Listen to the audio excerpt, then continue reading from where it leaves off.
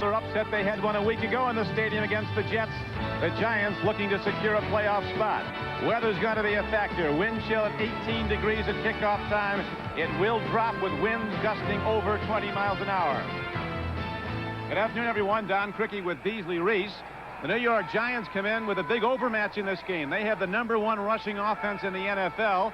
The Colts, conversely, are last in total defense and last in defense against the run.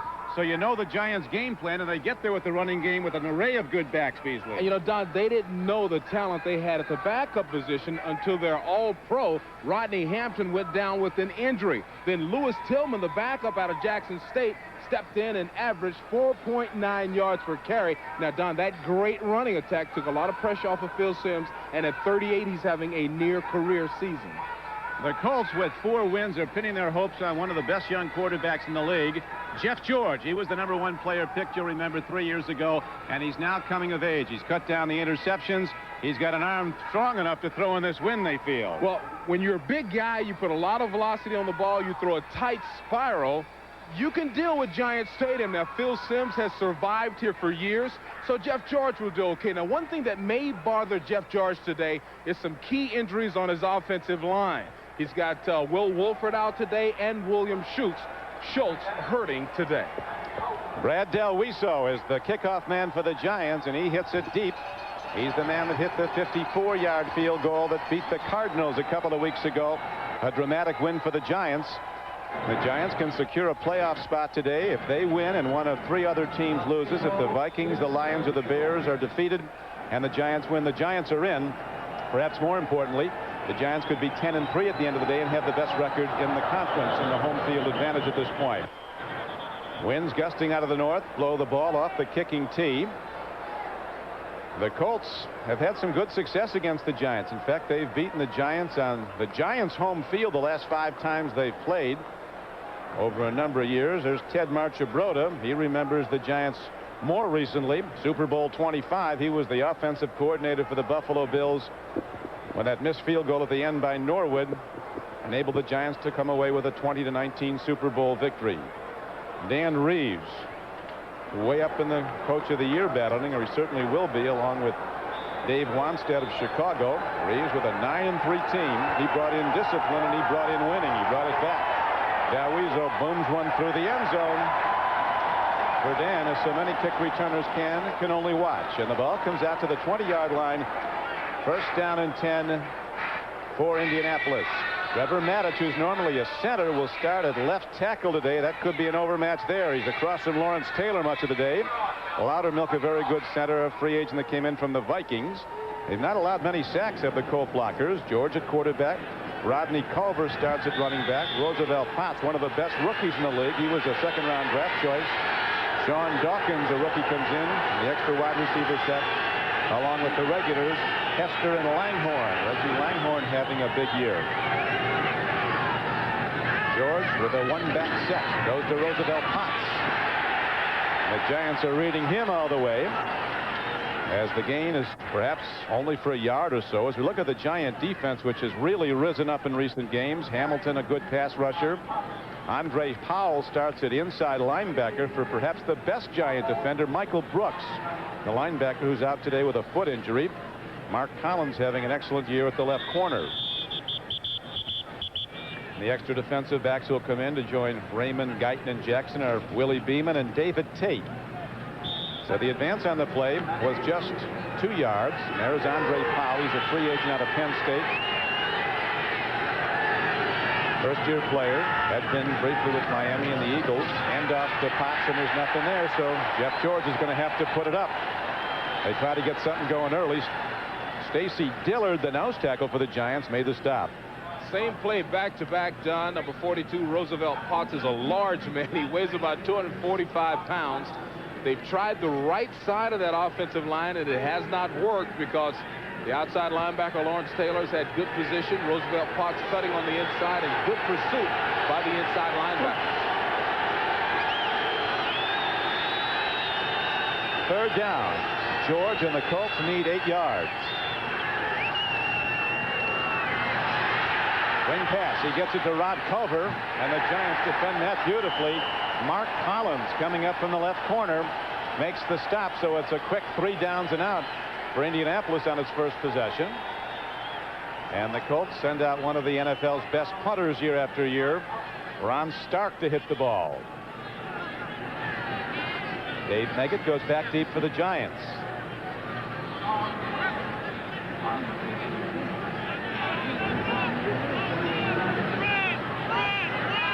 Chill factor 18 degrees at kickoff time, and Ron Stark will be kicking into a wind, although it swirls. On the field was kind of a crosswind earlier. Stark hits the ball well downfield. Meggett backpedaling to his 27-yard line. Channel forms right side, and the Colts make a big special teams play. Coming across the field was Paul Butcher, number 53, to make the play after a 49-yard punt. Here is Phil Simms having one of his best years. Dan Reeves calls him as accurate a passer as I've ever seen. And then Ted Marchibroda told us yesterday, Beasley, the same thing. You know, when you talk about accuracy, this guy has always been extremely accurate. Eric Moore starting at left tackle for injured Jumbo Elliott. Now with a back injury. Bobby Hampton and Jared Bunch, the starting runners for the Giants. Mark Jackson having a terrific year, and Callaway the wideouts. Meggett will come in as an extra receiver and or runner. They use him all different ways. Running the ball is Lewis Tillman now, who opens the game, and he breaks the right side and hits ahead for a gain of about 5 yards. Number 54, Jeff Harrod, makes the stop. Indianapolis up front with McClendon, Clancy, Siragusa, who's the anchor, a 325-pound tackle. John Hand playing better at right end. Good backers. Corey at the fastest middle linebacker in football. He was the second player picked 2 years ago in the draft. Ray Buchanan will start at free safety, a rookie out of Louisville. He won the game against the Jets last week at Colts Field. Made a tackle on Burkett when it looked like he was going to break away for a touchdown. And up, straight ahead, Rodney Hampton. Drive up the middle, and he breaks it for a first down on a gain of 12 yards. So that number 1 rushing team, Beasley, showing its stuff early. Boy, take a look at the offensive line with the center Bart Oates and Bob Cratch. Straight up the middle. I mean, just super blocking, sealing off. Also, William Roberts doing a good job in there. Rodney Hampton, you give him something like that, he'll have a huge day. Great blocking. Giants right back to the run and right back to Rodney Hampton. Giant blockers want to get him 1,000 yards again this year. He gets them himself with their blocking, but he's had 1,000 yards or more the past 2 years. Had over 1,100 last year. That's one heck of a luxury when you've got a running game like this. These guys are powerful, and look what Rodney Hampton's done over the last few years. The Giants will back up and just ride it. As long as they can push the pocket, they'll just run it. Hampton missed 4 games with a knee injury, had arthroscopic surgery. Simms, a tip ball, and still it's caught by Chris Callaway. So it's working right for the Giants early as the Colts make a play on the ball. But the tip ball is taken down by Chris Callaway. Boy, that was a close one, because when you're in a cover 2 and the cornerback is up pushing the receiver, and that's exactly what he was doing. You see the ball slapped there. Still, Callaway is lucky to come inside and catch this ball. Normally, in that particular defense, the wide receiver will adjust and run up the sideline. They were lucky to get away with that. First down. Simms goes back to the run, and this time it's Lewis Tillman running hard down to the 30-yard line. A first down carry is good for about 8 yards. Jeff Harrod again was the tackler for the Colts, number 54. Boy, the offensive line, that has been the real key for this Giant team. And William Roberts and Eric Moore, number 60, starting in place of John Elliott, just push people out of the way. You see Bart Oates closing up the backside, and good blocking by Howard Cross also. Giants looking to jump on the Colts early. Colts have really had problems in the first quarter. They've been outscored 69-16 in the first quarter of the game this season. Again, the trap block, and Rodney Hampton, like a man out of a cannon, shoots inside the 25-yard line and down to the 22 as Corriette and Harrod make the stop. But right now, Beasley, the Giant offensive front's blowing the Colts off the ball. Well, they are the stars, and you see Bart Oates checking Cratch. When he saw Cratch was okay, then he goes down and pushes Quentin Coryatt about 10 yards beyond the line of scrimmage. I mean, when Coryatt reached out and touched Hampton, he had gained 6 yards already. And it's another first down. More of the same. They go back to the run. Rodney Hampton is inside the 20-yard line and down close to the 17, where safety Jason Belzer made the stop along with Harrod. Jason Belzer was a blitzer that time. They're trying anything to stop this running team. Now, what you'll see the defense do, Don, is they'll add more people right up front. They'll put 8 people in the tackle box this time, and they'll go man for man with the wide receivers trying to stop this running game.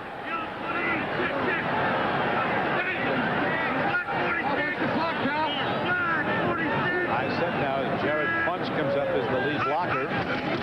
He blocks. Running with the ball is Rodney Hampton. He's going to take it the distance. Rodney Hampton is cut down at the 1-yard line. Diving for the goal line. They get him just short. A 16-yard gain, and it's first and goal from the 1. A big block by wide receiver Mark Jackson. Boy, at the very last second, they brought every defensive back right up. All the linebackers are up, and Rodney Hampton makes the perfect decision with Gerard Bunch right out in front of him. That's just a good decision by Rodney Hampton, and boy, they caught him that time. Everybody was up to the left side, and they broke it out to the right. Here is Beasley is where Phil Simms hands out the holiday gifts. Who gets the touchdowns from a yard out? We'll find out in a moment. The Colts commit 8 people to the line of scrimmage here. You see the defensive back coming up late, and then when they start to play, Rodney Hampton simply breaks it out to the right side. There they are rotating up. They end up with 8 people on the line, and the Giants are lucky enough to have the perfect play called at the time, and Rodney Hampton takes it to the 1. Rodney getting it done here, Beasley. 5 carries, 45 yards. Wow. 9 yards a pop. He's the guy in the backfield, so it looks like he might get the score. Rodney Hampton. Colts get him. No signal now. They give one in the second push. Rodney Hampton breaks the plane. And the Giants, on a championship-looking drive, take it right down the field, blowing open the Indianapolis defense, and take a 6-0 lead. Second effort is what got it done. And take a look at the blocking straight up front. Oates, everybody neutralizing. Now they really converge Jeff Harrod, number 54, at the point of attack very well. But Rodney Hampton smart enough to stick out the ball and put it over the line of scrimmage for the touchdown. Now some difficulties and the attempted point after. The Giants making it happen fast. 70 yards in 9 plays. Wow. You know, when you can mount a drive and have to throw the ball only once or twice and drive it straight down, just pushing people out of the way, that is the greatest luxury in the world for a coach. Full start prior to the snap. Number 65, offense, 5 yards. Repeat the extra point. Referee is Larry Nemmers. Bart Oates called for it. Giants on a 4-game win streak and looking to make the playoffs for the first time since 1990. As mentioned earlier, if the Giants win, and if one of 3 teams, Chicago, Detroit, or Minnesota, loses, the Giants are in. But more importantly now for the Giants, after San Francisco's loss yesterday in Atlanta, the Giants with a win could have home field advantage at this point. They'll go 10-3. Extra point a bit longer, but it's driven up and through. And the Giants will kick off in a moment. The NFL on NBC is brought to you by Acura. Some things are worth the price. By Dr. Pepper and your local Dr. Pepper bottler. Dr. Pepper is just what the doctor ordered. By ITT. When it comes to building businesses, at ITT we're adding more than just our name. And by Heineken. Just being the best is enough. The Giants with an impressive opening drive, 70 yards in 9 plays. Rodney Hampton on the payoff end. And they've taken a 7-0 lead as Brad Delweezo ready to kick it off again. This one a high spinning kick that might be run back. Herdan from the 1. He can go if he gets a gap, and he gets one for the moment and takes it out to the 20-yard line. 18-yard return. Watch number 54 on the last touchdown, Jeff Harrod, come in at the point of attack. I mean, he sees it perfectly, neutralizes everything Rodney Hampton's trying to do. But the key here, Hampton's smart enough to know he's at the goal line and take his hands and put the ball over for the touchdown. There he is. This man's off to a great year, a great career, but off to a great year, even after being injured, coming back, and they really say he's playing 100% now. Complete that, Rodney Hampton. Runs, catches, blocks, and above all, he's off for the team. Rolling out is Jeff George, and he gets it to his tight end, Arbuckle. Ball on the field, rolls out of bounds at the 24-yard line. Corey Miller, a linebacker, 57, made the tackle. Well, that's a smart play by the Colts. They come right out and try to confuse the Giants' defense with a nice little play action, and then get it out to Arbuckle. After the play action, Jeff George with a little flip. Arbuckle, their backup tight end, who's starting in place of Kerry Cash, who's out with an injury. Nice little play. They got lucky there because the ball goes out of bounds. And also out now, Beasley, is Mark Collins, the starting left corner, and they have Willie Beeman in the left side, so George is going to be looking that way. Collins was shaken up on the Colts' first possession. That's right where he's looking. Look at that throw. Sean Dawkins, the top draft choice out of California. He's from nearby Red Bank, New Jersey. Catches the ball on Willie Beeman. It's a first down. You are going to look at one of the great arms in the National Football League with Jeff George. And look at Beeman here. Good position. He knows it's going to be a quick pass because he probably saw the quarterback take a three-step drop. Good close, but that ball was put right in the perfect position. That guy can throw. Marchagota says he's got the best arm of anybody's been around. He's been around some of the great ones like Burt Jones and Roman Gabriel, Sonny Jurgensen, and Jim Kelly. Hand off to Potts, fighting on first down. There's not much there. Keith Hamilton, a 22-year-old defensive end who in his second year out of Pittsburgh is becoming one of the better pass rushers in the conference, number 75. He's got a lot of sacks this year, 9.5 sacks. Boy, if they can keep Roosevelt Potts from being successful today, they will have a good day, because that's the key to the Colts, getting something going with that big guy, and then Jeff George is on. One strong point of the Colts offense, they've allowed only 17 sacks in 12 games. That's the fewest in the NFL. Dump off to the tight end, Arbuckle. Nothing happened from a yardage standpoint. No gain as Corey Miller was there quickly to make the stop along with Willie Beeman. Number 21 is going to see a lot of stuff today. Willie Beeman, as long as he's in. Well, you know that they're going to go at the guy, the new guy, and we got to expect Jeff George to challenge him deep at some point here in a few minutes to see what he's got. The Giants are just converging on the ball very well right now. Third down comes up. Jeff George and the Colts need 7 yards. Markers all over, and they were thrown before the snap of the ball. The Giants were telling us that they really need to disguise today. False start prior to the snap. Number 75 offense. 5 yards. Still third down. And when I say disguise, I mean in the secondary, try to give Jeff George some different looks. So every now and then you will see that there's Mark Collins. He's got an eye injury. They're looking at him. He's down on the bench right now. Probably looks like he's waiting to get back in there. Seems to be okay. But they're going to be trying to give Jeff George a lot of false looks, moving around in the secondary, trying to fool him. Well, let's see if they can now. And third down and 13. He stands in. Jeff George takes off. Slides to a halt way short of a first down. Lawrence Taylor was there to fall down with him. And again, Ron Stark, the Indianapolis punter, is back out to hit the ball. Boy, this thing collapsed real fast, folks. I mean, they're coming from every angle, and when Jeff senses it, he goes right through and look at the converge. Look at LT, and this guy's really running to the ball today. Giants really building, momentum gaining.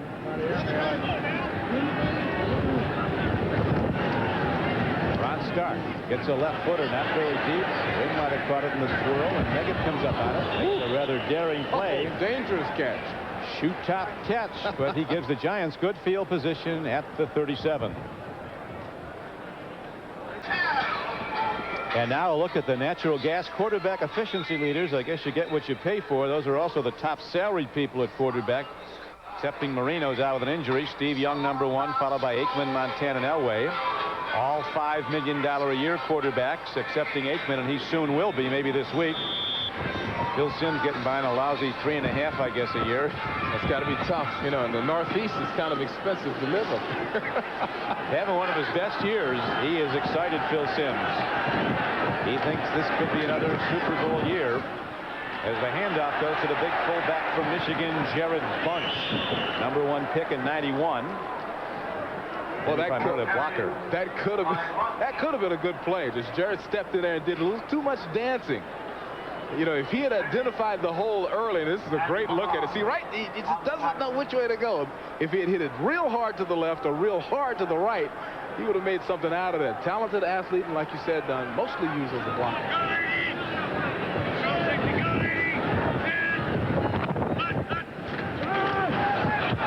Sims able to check every receiver with his experience. Gets it to a rookie, Kenyon Rashid. Big back from Oklahoma who doesn't get it thrown to him much. Now we have a moment. Let's go to Jim Lampley in New York. Jim? And we go to Houston to check in on the hot Oilers, who suddenly trailed the Browns as Vinny Testaverde hits Eric Metcalf over the middle. Metcalf, who couldn't contribute much in the Browns' loss to Houston earlier this month, this time springs for 49 yards. 7-0 Cleveland in the first. Back to Don. Thank you, Jim. Where the Giants, with a 9-play, 70-yard drive in their opening possession, take a 7-0 lead. Go back to the run. A touchdown score. Rodney Hampton breaks it. He was stopped on 3rd and 3. Then he broke ahead again and got ahead for a 4-yard gain and a first down before Dwayne Bickett stopped him. Boy, there's nothing wrong with your legs when you can do this. Now, we saw the great second effort by Hampton on the goal line. Look at him again. He stopped here, but driving. I mean, look at the body lean. He got himself in the superior position. The lowest guy always wins, and he won that battle.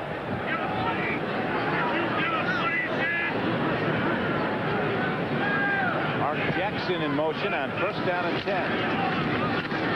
For Rodney Hampton, looks at one gap, nothing there. A cutback move, and he's ahead for a gain of almost 6 yards before the big tackle Tony Siragusa, 325 pounds, stops him. The Giants tight end, number 86, Derek Brown, that time came up with a real nice block. It was like a nice little trap play. They're looking, Dan Reese is looking at this kid and hoping he does well. Aaron Pierce, the regular starter at tight end, is a super player. Had a great game last week. Great game versus Miami also. Derek Brown getting a chance today.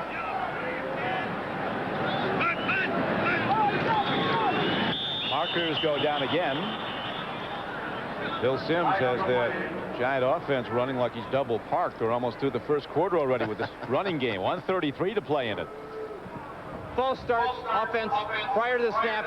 Number 80, 5 yards, still 2nd down. Chris Callaway called for the infraction. He is a Plan B player. Came here from the Steelers. 4th-year wide receiver from Michigan. Made some big plays against Miami. All the Giants did. Their biggest win of this season, going down and beating the then 9-2 Dolphins at Joe Robbie Stadium. Hampton, blockers in front, and Rodney Hampton takes it inside the 35-yard line before Ray Buchanan, a rookie safety, saved him from perhaps scoring another touchdown. Boy, the offensive line totally sealed off the outside. They had a blitzer coming from the left side also. Take a look at this. You see Big Clancy coming inside. Look at the block by Jared Bunch. And the play happened so quickly that they got nobody out there. Even as fast as Quentin Corriette is, number 55, he couldn't get to the play. That's execution. Looking to throw on 1st down. Another tip ball. 2 passes, 2 tip balls. Dwayne Bickett went up and got a hand on it. Maybe John Hand was also on the play. Kenyon Rashid was the intended receiver. Phil Simms would adjust to this because the Colts have 3 guys that are 6'7" on that 4-man defensive line. John Hand is 6'7", Clancy 6'7", and Skip McClendon. These guys are 6'7", over 300 pounds, every one of them. So he'll adjust. He'll find the passing lanes. He'll have to slide left to right before he lets the ball go.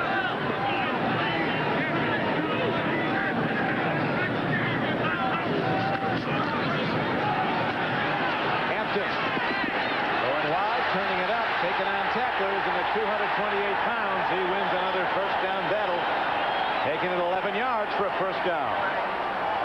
Well, the Colts look very slow, Don, especially at the defensive line. Now look at all of these big guys. They're in pretty good position, but they don't have the speed. See, hand reaches out the hand. Quentin Coryatt with all his speed can't get there. They're just a little bit too slow, and Hampton is outrunning them to the corners. Colts a little bit too slow. The Giants a lot too good, as they are really looking good. At the end of the first quarter, the Giants in the lead and looking for more.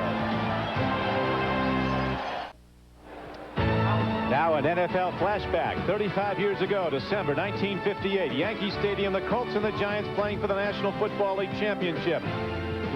Steve Myra kicks a field goal for Baltimore, and he makes it a 17-17 game, and they go to overtime, and soon after an 80-yard drive has culminated. Unitas hands off to the horse, Alan Amici, and he goes in with the game-ending touchdown. Called then the greatest game ever played, and it really was a catalyst for the popularity of the NFL. After that, the Giants have been sold out for every game they've played in New York. That game was not sold out, or it was over 64,000 at Yankee Stadium that day. Phil Simms takes a look, goes to the run, and Dwayne Bickett comes up to make the stop on Lewis Tillman, who's the Giants' best per carry runner. 4.9 a carry for Lewis.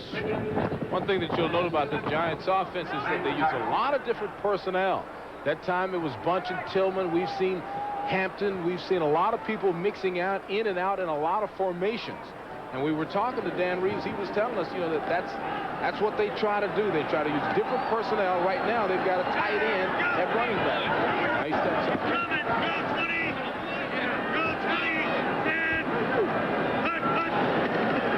Simms on second down looks to the end zone. Good coverage, but not good enough. Touchdown Giants as Chris Callaway takes the ball away from Eugene Daniel. A 17-yard scoring play.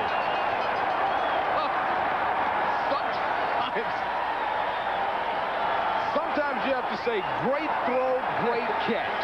That's all you can say. I was out of that. Don, what can a defensive backfield coach say to Eugene Daniels there? Right with him. Can he say that you did any? He can say nothing to this guy. I mean, he reads it perfectly. Good body position. Super route, but Daniels smells it all the way. And look at that.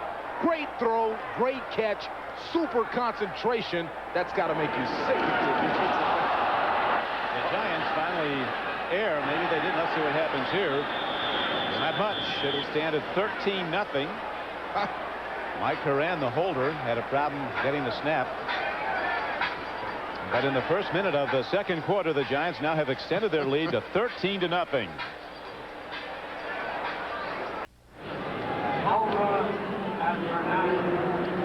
Phil Simms, 197 career touchdown passes, and that ties him with Kenny Anderson, the former Bengals standout, 16th all-time. Phil Simms possessing the two great qualities of a winning quarterback: one, leadership, and two, accuracy, and that was about as accurate as you can get, Beasley. Boy, that was a beautiful throw. You know, another thing that guy has is toughness. He's one of 9 quarterbacks to start every game this year, and over the last few years, he's been there every week. Now Wiso kicks off into the wind, and Clarence Verdun runs it back from his 8-yard line. And gets out to the 30, and now the Colts, who had hoped to establish a running game to open up the pass, are going to have to start firing the ball all out pretty soon to stay in this game, as they're down 13-0. Penalty marker down on the play.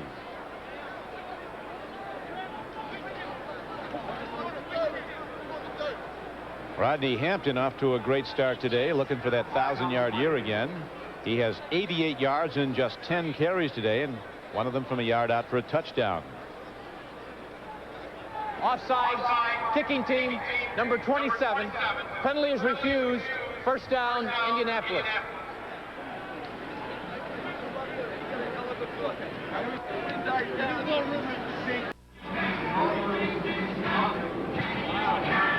Mark Collins back on the playing field. He suffered a minor eye injury on the first set of downs for the Colts, but he's back out and having a Pro Bowl quality year. He has been a tremendous player for the Giants this year. He's one of the guys that the coaches pointed out as, one of the leaders because of the way he's playing. 3 interceptions this season. And realize, even in his 8th year, extremely fast and really having a great year. Jeff George looking to get something going for Indianapolis. Ronnie Lott said of Jeff George, he's a sure shot superstar down the line.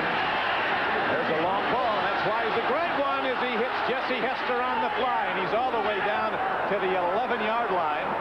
It's Jeff George. Wow. How many guys make that throw? This guy can put it. He can put it where he wants to. 58 yards. 8-yard reception. Now look at the time that he has. The defensive line is picked up. LT is controlled on the outside to your right. He's able to step and just deliver. And man, does he deliver. I don't know how Jesse Hester got that far behind everybody. I mean, the Giants are lucky that's not a touchdown. Great throw, great catch. You notice he never had to slow down? No. Never had to move left or right. Right in stride, a 58-yard gain. So now the Colts mounting a challenge inside the 15-yard line with a first down, and penalty markers come down. Here's Larry Nemers again, a delay of game. 5 yards, still first. While losing teams lose.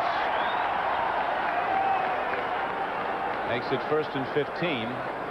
It's obvious that Giants can stuff this Colts run. The Colts lacking backfield speed and going on a one-back set. They just cordon in Potts. Jeff George has not missed a throw. He's 5 of 5, including the one big 58-yarder. 5 of 5 for 72 yards. He'll be pitching more. Jeff George, ball rollout, swings it out, with the ball. Coming down inside the 10-yard line is the big fullback Roosevelt Potts. That's a smart tackle by Jackson on a guy that's 250 pounds and running at you. Takes him from the knees. I mean, that's the only way to approach it when you're in this situation. You don't want to be left all alone with this coming at you. Boy, he did it the right way. He's a great kid, this Roosevelt Potts. So Beasley asked him yesterday, what's he going to do in the offseason? He said, there will be no offseason. I'm going to work harder to get better. I want to be here a long time. He's enjoying this NFL life. Played in the Senior Bowl and told Ted Marchibroda, you ought to draft me. You need a big back, and I'm a good one. I'm liable to be MVP of this game, and he was. He was MVP of the game, and he was drafted by the Colts.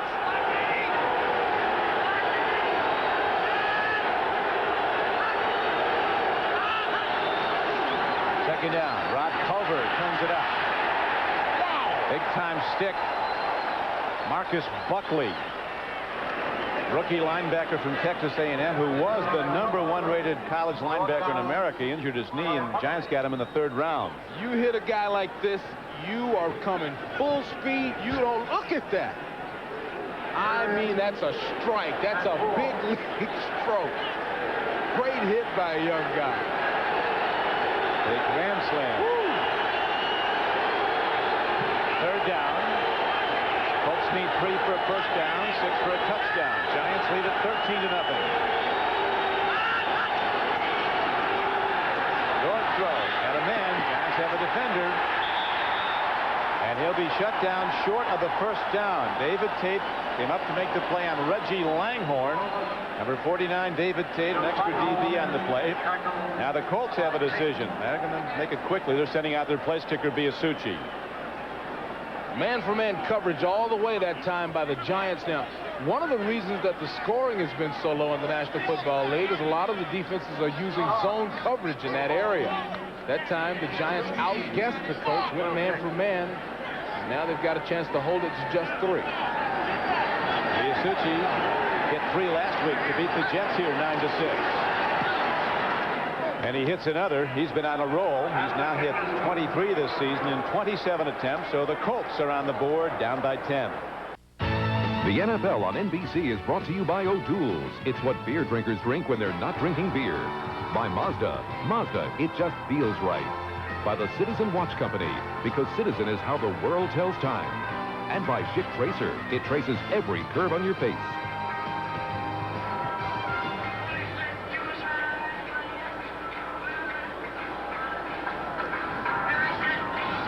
With Beasley, Reese, this is Don Criqui back at Giant Stadium, where the Giants opened up a 13-0 lead on 2 touchdowns and 1 missed extra point. The Colts looked like they were going to take it in, but they were held to a field goal by Beasley, who's ready to kick off. Jeff George has hit 7 of 7 throws for Indianapolis for 83 yards. Big gainer to Hester for 58 in that field goal drive. Chris Callaway's now back with Dave Meggett as again the ball blows off the kicking tee. Over the years, the Colts have done well here at Giant Stadium.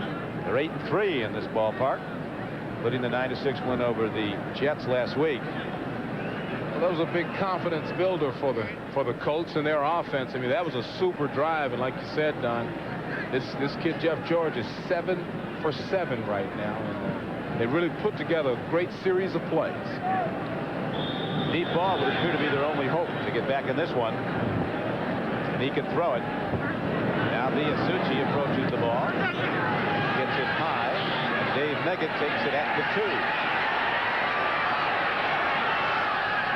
He's crafty, but he's cut down at the 18-yard line. A few minutes ago, I was talking about the Colts expecting a zone defense, but what they got was a 3-on-2 from the Giants. Now, they wanted to hit this guy in the flat in a zone, but in fact, when you get the 3-on-2 and David Tate takes him man for man and keeps him, it ends up in 2-on-1 here, and Tate in the perfect position to catch the ball and catch the man, that is, and stop the touchdown. Good call, good play by Tate.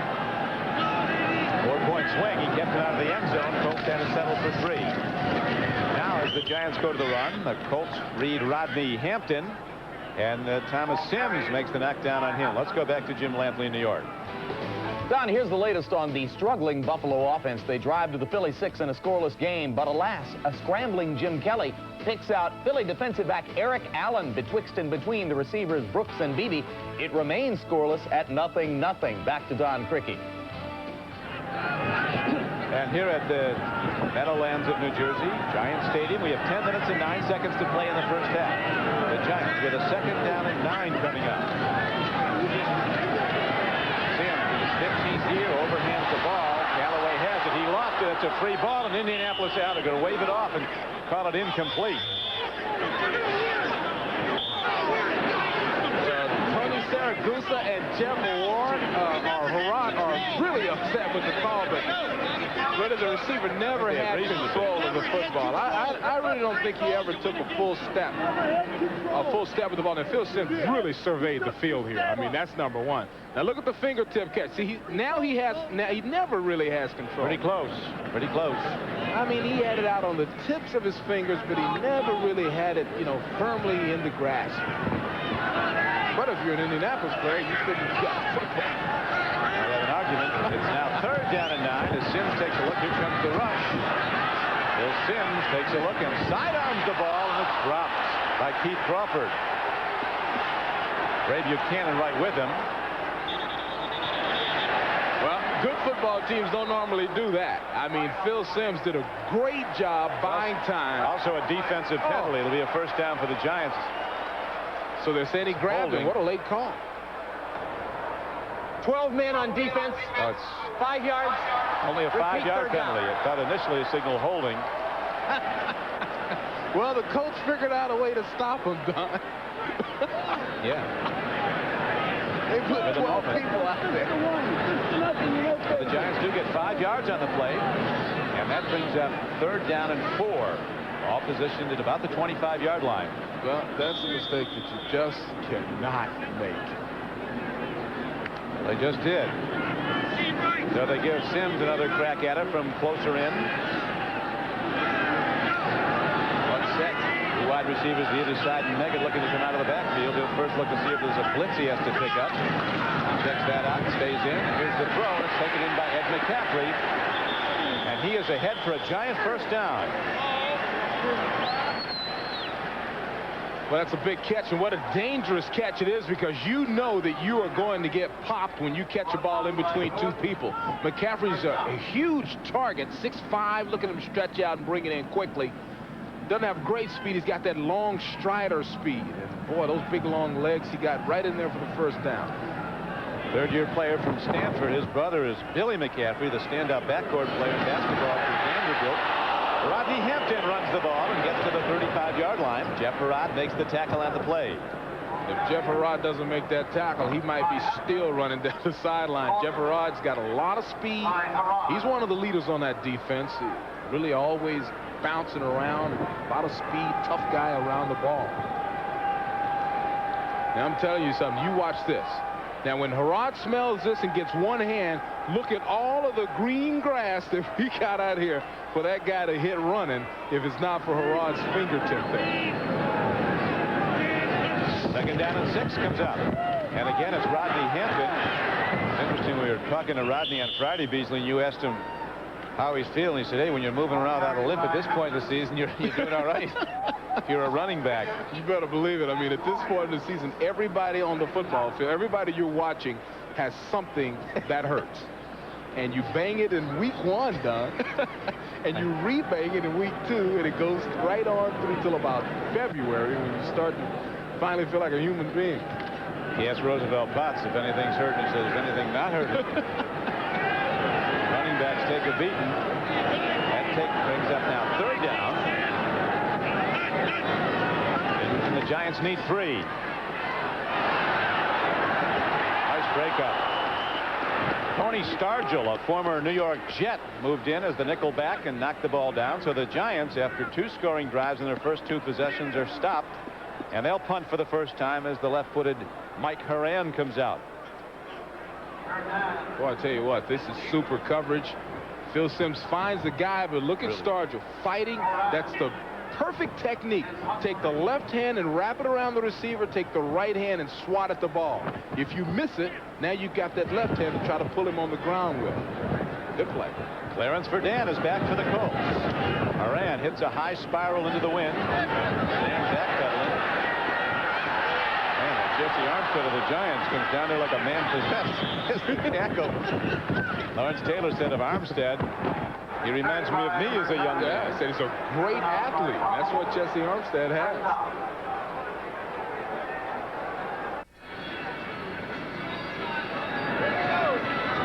LT, your old pal, still crazy after all these years.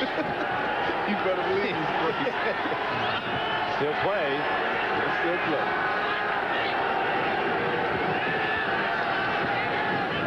Jeff George, good play fake, buys time, runs the ball. Man, this guy is throwing baseballs out there. Jesse Hester was the receiver again. This guy can throw. Now, I'm telling you, he can. If you want to see a quarterback throw the football, you watched it. That's why they love him. I mean, this is just a bullet. It's against the zone. You see they're leaving Jesse Hester to set into that zone. Everybody tries to break to it, but you can't break on something that's moving that fast.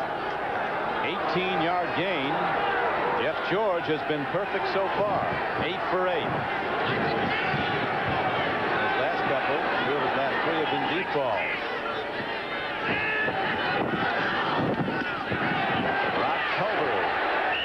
Straight ahead, not much there, and he's to the 42-yard line. It'll bring up 2nd down and 8. Stacy Dillard, the nose tackle, was the stop man for the Giants, number 71. You know, watching the Giant defense, Don, shows you why that run defense is so important.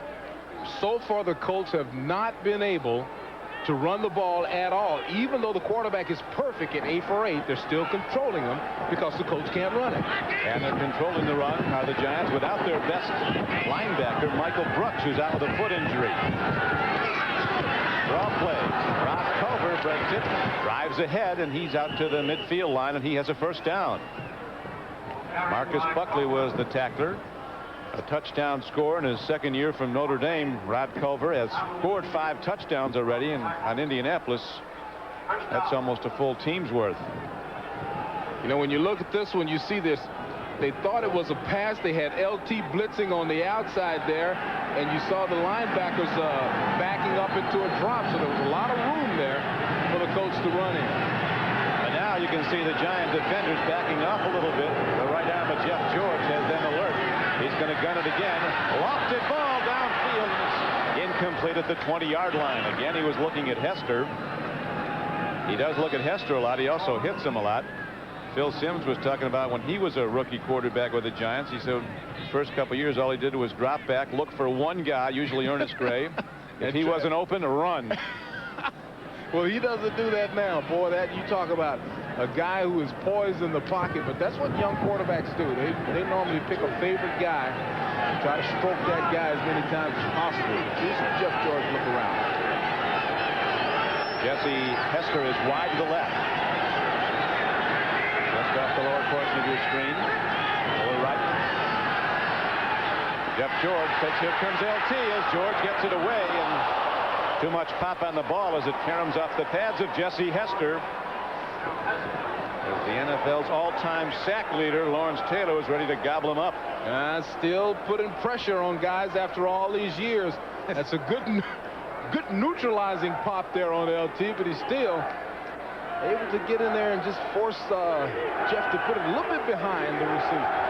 LT talking to us the other day about taking the heart out. He said these young backs, it's harder to take their heart, so they keep coming. He said some of the older guys, you pop them a couple times real hard, and they think, well, there's always next week. Says this Potts isn't one of those guys in Indianapolis. George looks, steps in, throws the ball, open man. Langhorne is inside the 40, and it appears he has enough for an Indianapolis first down as Willie Beeman was covering on the play.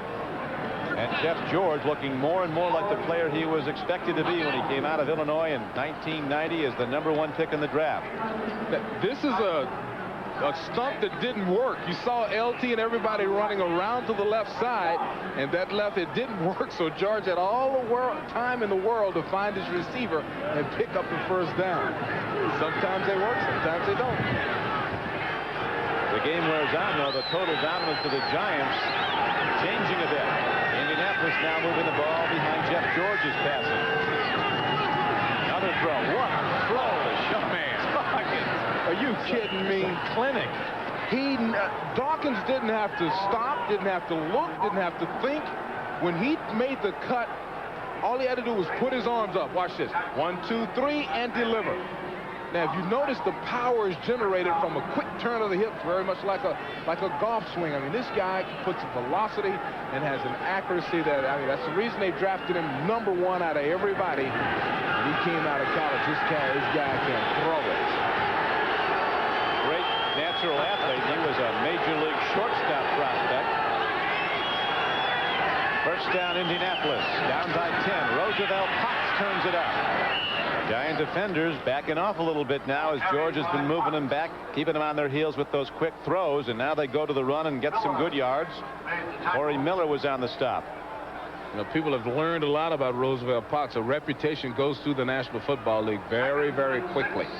And when this guy first started getting the ball, he was killing defenses. Well, now, in the game planning, they're thinking about Potts, they're thinking about George, and they're controlling it a little bit more.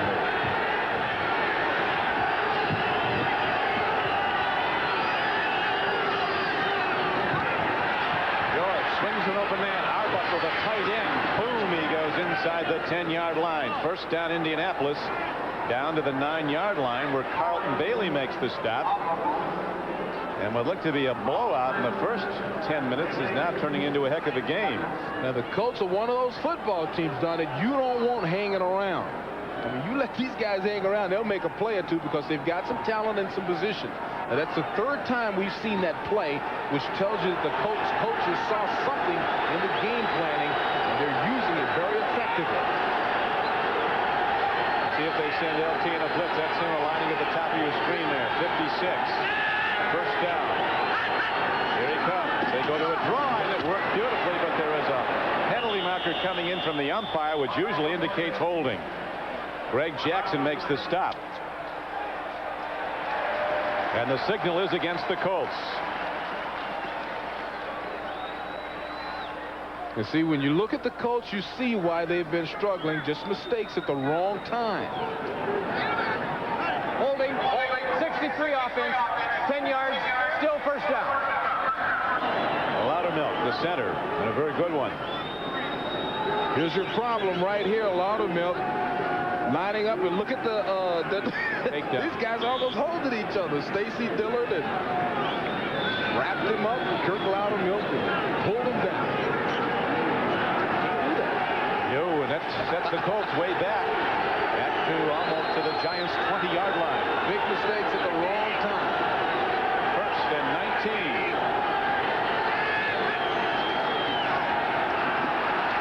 George throws, and it's incomplete. Arbuckle, the tight end, was the intended receiver.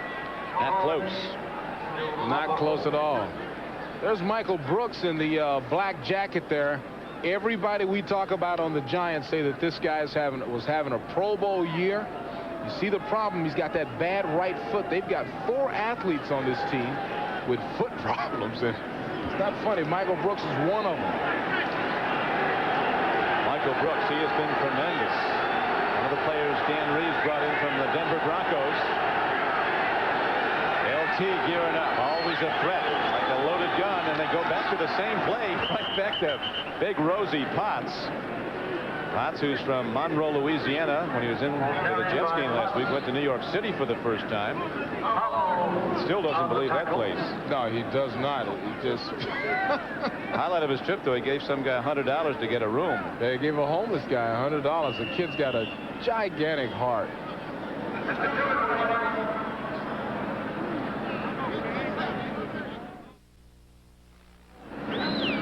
We're back at Giant Stadium. 2 minutes to play in the first half. Well, you see with the Indianapolis coach what they did in the first quarter and the second quarter. 2 big differences. The coach starting to figure it out a little bit. Starting to gain some yards. One back. They'll keep hitting the block. Roosevelt Potts. They're going to use a lot of max protection today. That's maximum number of blockers in. To the draw. Giants continue to come with that blitz, and George reads it. He sees LT cheating up and goes back to that draw again to Roosevelt Potts.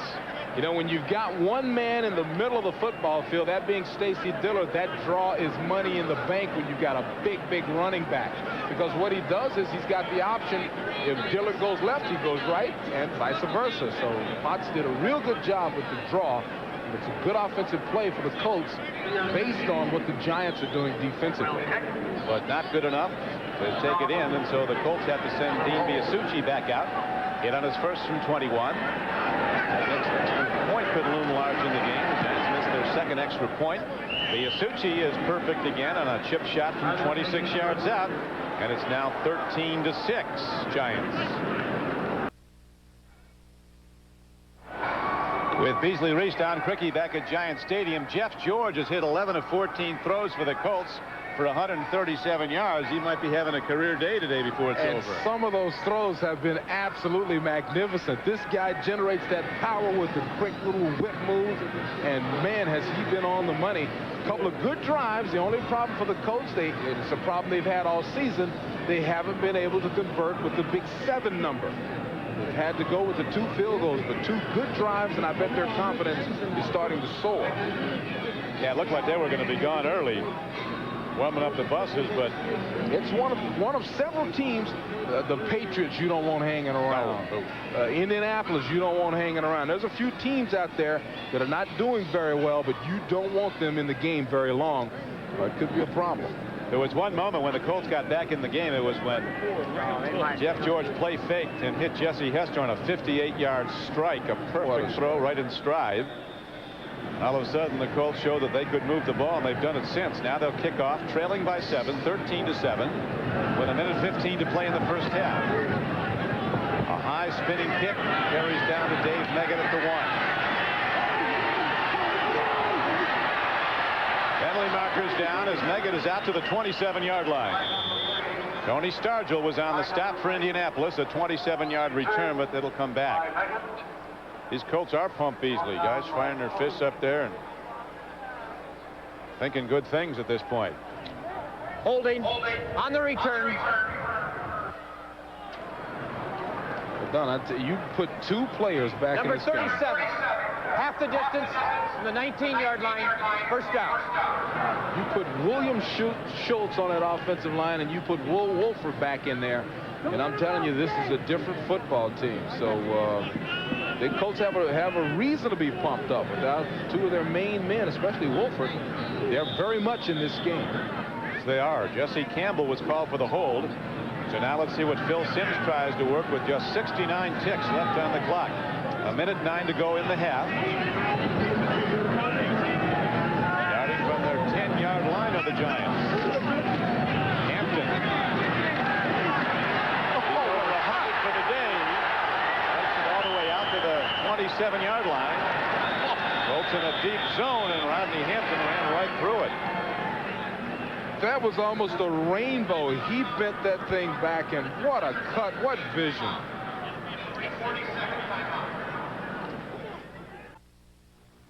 You know, I thought this was a phenomenal bend back by Rodney. Take a look when he sees what's happening. Look at the offensive line like a picket fence, pushing people out of the way, and Hampton just reads it and runs. That's a super play by everybody. Simms and the Giants still with 59 seconds. Another pitch back, and again it's Rodney Hampton. This time they stick him in the backfield. John Hand, 6'7", 305 pounds. Huge defensive end from Alabama, who was the 4th player picked in the entire draft when he came out in 1986. Hand neutralized number 60 Eric Moore that time and was able to come off the block at the last second and grab the running back. That was a great play by a very big man, 6'7" and way over 300 pounds. Giants letting the clock run. It's down to 27 and ticking. Second down and 10. Into the run. The Giants content to take their winnings to the locker room. A 7-point lead. That'll do it. These Giants fans turn quickly. Go to turn. They want to see a Hail Mary. So that will do it for the first half of play. The Giants in the lead 13-7. The Domino's Pizza NFL Live halftime report is next. Jim Lampley, Mike Ditka, Joe Gibbs standing by as Dan Reeves goes to the blackboard in a moment. Now let's go to Jim Lampley. This is the Domino's Pizza NFL Live halftime report. Brought to you by Domino's Pizza, where you always get great pizza plus something for nothing. We welcome those of you who have been watching the Colts and the Giants in the Meadowlands, where New York leads 13-6 very quickly. Let's get a look at what has happened in that football game in which, for the moment, the Colts seem unable to stop the Giant run, and the Giants are having difficulty stopping the Colts passes. Dan Reeves and the Giants looking for a 5th straight win. They could clinch a playoff berth today. First quarter, a big one for Rodney Hampton. Runs for 16 yards here down to the Indianapolis 1. He scored on the next play to give New York a 7-0 lead. Hampton over 100 yards rushing in the first half. It was 7-0 Giants in the second when Phil Simms threw to a well-covered Chris Callaway, made a nice grab for the 17-yard touchdown. The point after conversion failed. Giants led 13-0. Since then, 2 Biasucci field goals have narrowed the margin to 13-6. And, Mike, it looked for a while as though the Giants were going to run them out of the stadium, but Jeff George is keeping the Colts in there. Well, the Colts have the worst defense against the rush, and the Giants are doing what they do best. Hampton's a great football player. Tillman's a great football player. They got a great offensive line. So Dan's doing what he's done all the way, and he's not going to change. They're going to continue to run the ball on him, and I think they'll win the game. This is old-style football for the Giants, Joe. They show you what they're going to do, and then they do it. Yeah, and then a very precise pass by Simms, too, I think, was their trademark. Let me say this. That's cold weather. Pat and I last night got caught out on the streets here. I thought I was going to freeze.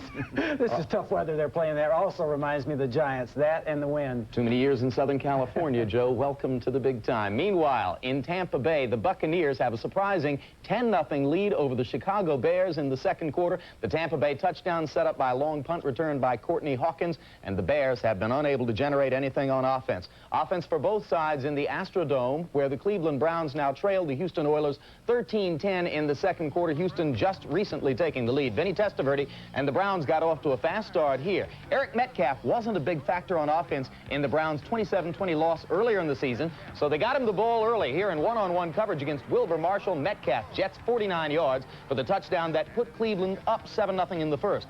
Warren Moon missed his first 5 passes, but later gets protection, hits former Brown Webster Slaughter for a 27-yard gain to the Brown 8.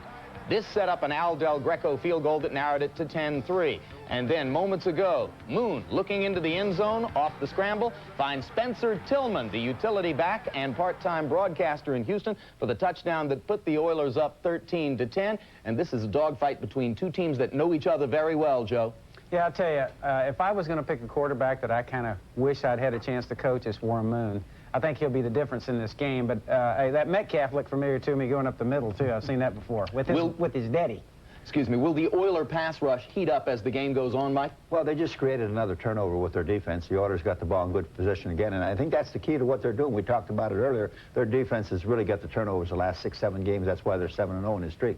All right, our NFL Live halftime rule, no score, no highlights. So you won't see anything from the vet in Philly, where the Buffalo Bills have had 2 Steve Christie field goal misses, 2 Jim Kelly interceptions, and are 0-0 with the Eagles in the second. The Rams got a huge first quarter out of Jerome Bettis, who rushed for 125 yards, now out with a bruised abdomen. They trailed the Saints 13-10 in the second. And the Bengals and Patriots are playing what might have been predicted in Foxborough, a scoreless game in the second quarter. One note from our Will McDonough. Steve DeBerg will start tomorrow night's game for Miami against Pittsburgh. Scott Mitchell not sufficiently healed from his separated shoulder, although Mitchell will back up DeBerg. This underlines the sagacity of our Mike Ditka, who told us last week that DeBerg would be the starter in that game. Up next, we'll hear from the Chiefs' Marcus Allen. That's after a message from the NFL and words from your local station.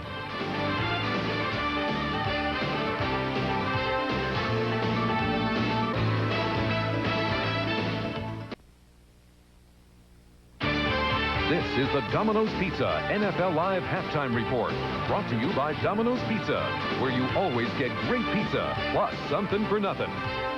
Welcome back. The game that most of you will see as the second half of the doubleheader today is in Denver between the Broncos and the Chiefs.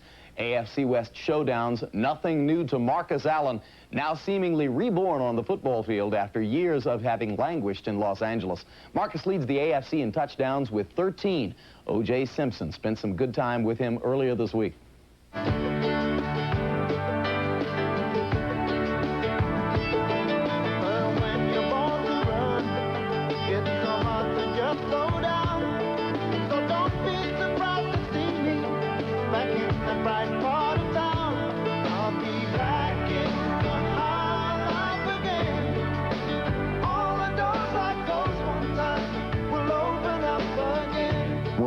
Time you were this happy doing football season? 85, maybe, I think. 85. It must be a great feeling to know that you're needed and wanted and appreciated. You can't imagine. You can't imagine. I think and not only for what it does for me, I think in athletes in general, when a coach pulls you aside, you know, in the games on the line, or they're trying to run out the clock, and he says, listen here, you're the guy, get it done. Hit you in the back. I think that's all athletes need. I know when you reach that age of 30, you're 33 now, but you start thinking about where your place is in the game and what you've accomplished. You start thinking about the Hall of Fame. Now, you mentioned a couple of years ago that you felt there were forces out there. We don't want to get into that. There's forces out there that was trying to keep you out of the Hall. How do you feel about that now? Well, I've always wanted to make a difference. I just didn't want to come in this game and just be a player. I wanted to make a difference. I wanted to be somebody special, and I wanted to leave a legacy. And obviously, the ultimate legacy is to go into the Hall of Fame, and hopefully that's still possible for me. I think I have a great chance. I think this year is helped me out, and hopefully will catapult me into the, you know, at that front door there. You're just about the most decorated football player ever. Heisman Trophy, Rookie of the Year, Super Bowl MVP, League MVP, maybe this year Comeback Player of the Year. What is left to accomplish in this game? Well, I want to go back to the Super Bowl. And the reason I want to do this is because my brother won his second Grey Cup, and he was MVP twice with the Eskimos. And he has one up on me, and I want to go back and... Yeah, brother Damien? Yeah, my brother Damien. Quarterback. Right. And no, it'd be wonderful to go back to win. And obviously MVP is the icing on the cake. That would be nice, too. But I want to bring one. I want to help bring one to the Chiefs. Layman's question, Joe and Mike. Some guys pile up yardage game after game and never seem to score touchdowns. This guy, as you know all too well, Joe, seems to score every third or fourth time he touches the ball. Is it a skill? Yeah, why do we keep showing the replay? Oh, it's a brilliant run, and we love to stab your heart every time. No, I think coaches believe in certain goal line runners. I had Gerald Riggs and John Riggins. I think this coach, Marty Schottenheimer, believes in this guy as a goal line runner. I think they did it also at Los Angeles, and he's going to get the ball a lot down there. Last week I'm doing the game, and he carries it down the 1 yard line. Somebody else carries it to the 1. They put him in there, and he scores. He's going to score a lot of touchdowns because he's good down there, and people believe in him. Some of his best runs are just 2- and 3-yarders down and close. Mike?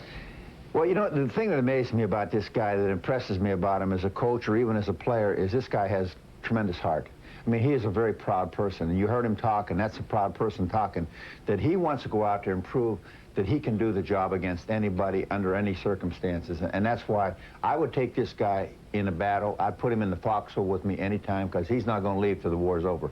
The ultimate professional, Marcus Allen and the Chiefs take on the Broncos at Mile High in our doubleheader game at 4 o'clock Eastern Time, and our NFL Live halftime activities continue now.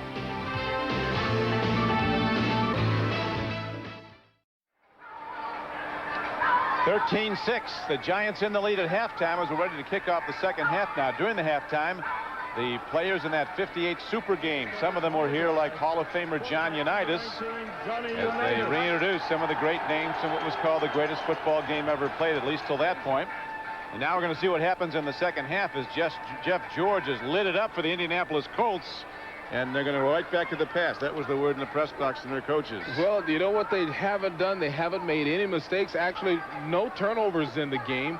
And that's big for the Colts because they are -8 for the season, where the Giants are +9 when it comes to the giveaway takeaway ratio. So that's what's really helping the Colts to stay in this game. Big factor. There have been no turnovers so far in the game. And as you pointed out, the Colts have had a problem with it. It's been a Giants' strength. Jeff George standing by. He's been working in the wind all week in Indianapolis on the plains of central Indiana. The wind was blowing. It was cold. And they worked outdoors all week, getting ready for what they expected it to be like today. And they got what they expected, a windy, cold day, as the Colts come hitting on special teams and make the knockdown to the 24-yard line. Meggett stopped after a 13-yard gain return. Now we take a look at the Coors Light halftime stats. Well, the Giants are really superior when it comes to running the ball so far today. But when it comes to passing, it's Jeff George and his efficiency. Of course, the Giants haven't had the pass, so that stat is misleading. The big one, turnovers. Nobody's made any mistakes, and pretty equal when it comes to time of possession. Giants set that power backfield. Jared Bunch offset as a lead blocker. Rodney Hampton tries to cut it the other way, and well done by John Hand, who shed the block and upended him, number 78. John Hand beat his people very quickly that time, and that's a big old man. Watch how quickly he gets away from the right side of that line. Roberts and Moore dashing on the inside, gets away from Eric Moore and dives in to make the tackle. Gain of just 2 yards on the play, so it's now 2nd down and 8 for the Giants. Hampton has 119 yards already today. More to come as Rodney Hampton breaks it wide.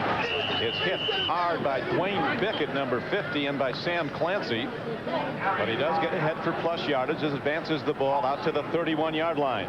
Rodney Hampton can do it all. One of the reasons he's a big man. I mean, this is a running back who, you know, you think of him, you're talking about 225, so when he has to get tough yards like you just saw, he's got the power to do that, yet he still has a touch, just a touch of scat back in him, so he can also bounce and work it. Rodney Hampton over 800 yards for the season now as he's going for a 3rd straight 1,000-plus yardage. Oh, an open kick, and they dropped the ball. Eugene Daniel a week ago caught one against the Jets and returned it, and that set up the game-winning field goal. But today he drops a room service interception. Boy, what a rare mistake by Phil Simms. I mean, he misreads the coverage here because it's a cover 2. The cornerback, his job is to stand in that spot on cover 2. But Phil is living right. He gets away with one. That would have been a touchdown. But for the first time, the Giant offense goes 3 downs and out in this game. First 2 possessions, they drove down for touchdowns. Haran booms a punt, and Verdun Fields on the run. Here Here comes trouble, but Verdun eludes the first wave, and Clarence Verdun is out to the 34-yard line. Jeff George and the Colts will go on offense from there, trailing 13-7. 13-6. 48-yard punt. Returned by Verdun.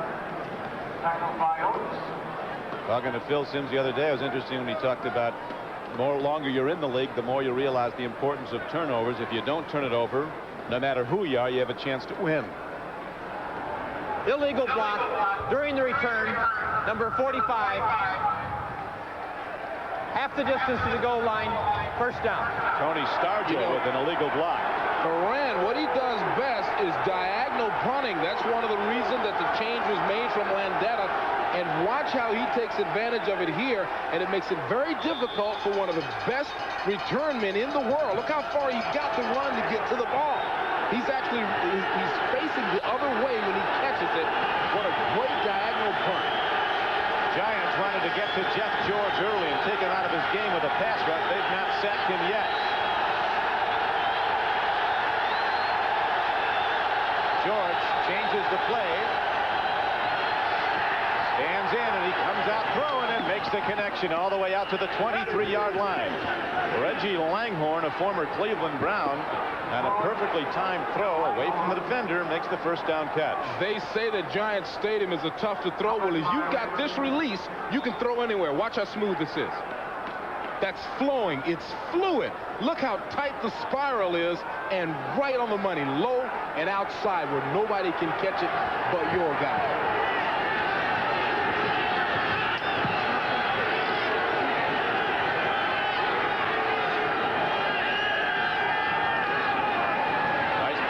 Here comes LT.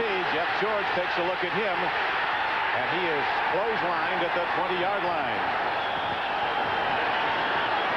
Carlton Bailey, number 54, came across and got him. Carlton Bailey's a well-spoken, very intelligent man. When we talked to him, he's leading his team in tackles, came in the game with 104. LT in hot pursuit from the right side. Jeff George, those good ones can feel where there's a problem. He didn't even see LT, but he took off running to the right. Carlton Bailey chasing him down for a big, hard hit. He didn't see LT, but he sure felt Carlton Bailey. A loss on the play. Second down and 14.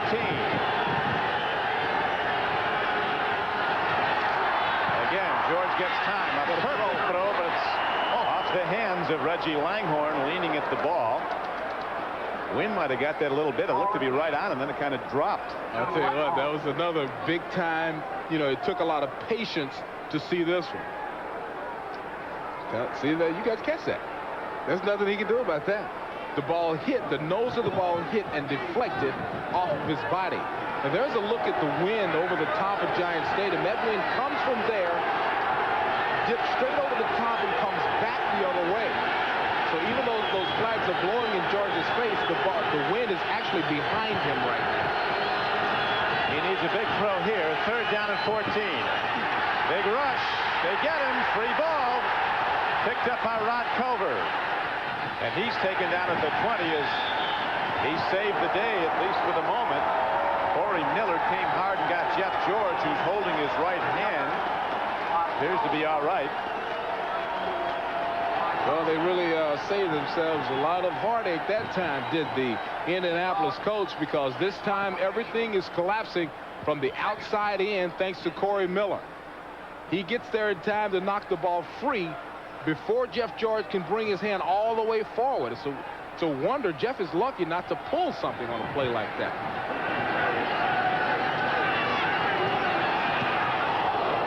Ball hits very high by Ron Stark. Takes a Colt bounce inside the 45-yard line, and the Giants will start from their 43. 11:14 to go in the third quarter, and the Giants lead by 7. The NFL on NBC is brought to you by Oldsmobile. By Dr. Pepper and your local Dr. Pepper bottler. Dr. Pepper is just what the doctor ordered. By Lennox. When quality gas heating is a must be a Lennox. And by Magnavox, the ingenious products from Magnavox. They're smart, very smart.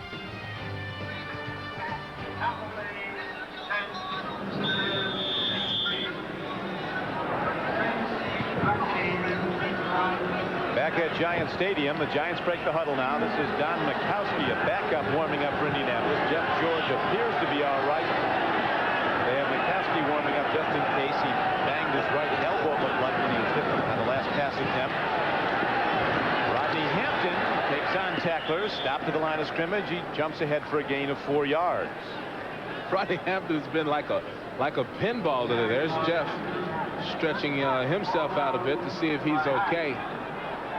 But Hampton has been like a pinball. I mean, he's been bouncing off of people, falling back in to gain extra yards.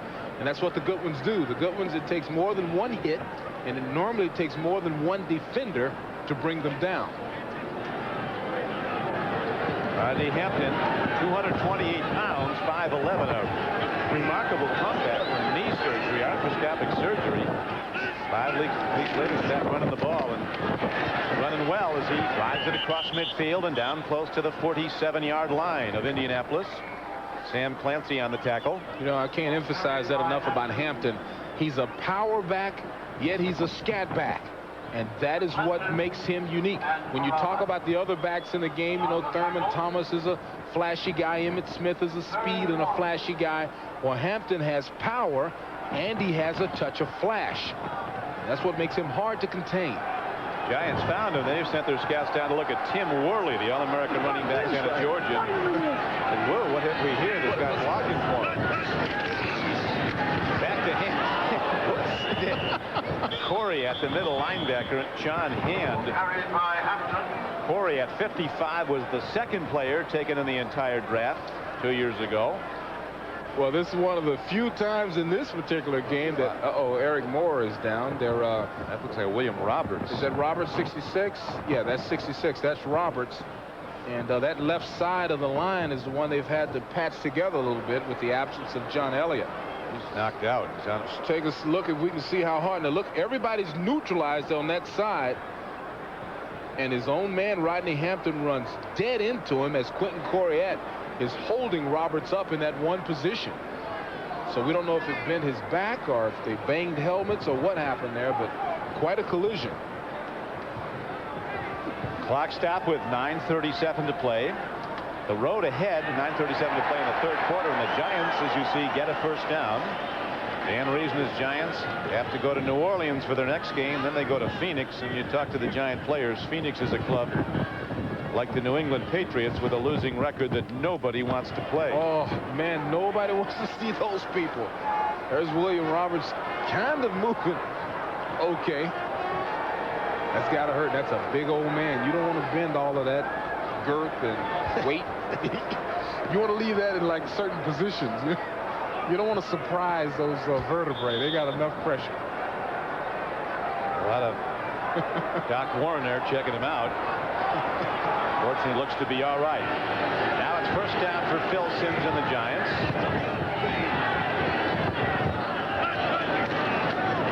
Hampton cutting back into the gap, getting ahead for a gain of close to 4 yards. Jeff Herrod again, the tackler for the Colts. The Giants offense has been slow quite a bit here. At some point, they may be forced to be a little more creative or flashy. They've been content to pitch the ball to Hampton, to hand the ball to Hampton, because that's what, obviously, what an offensive coach would like to do, is the safest thing possible and drive the ball downfield. But outside of those first two drives, the Giants have been slowed a bit by Indianapolis.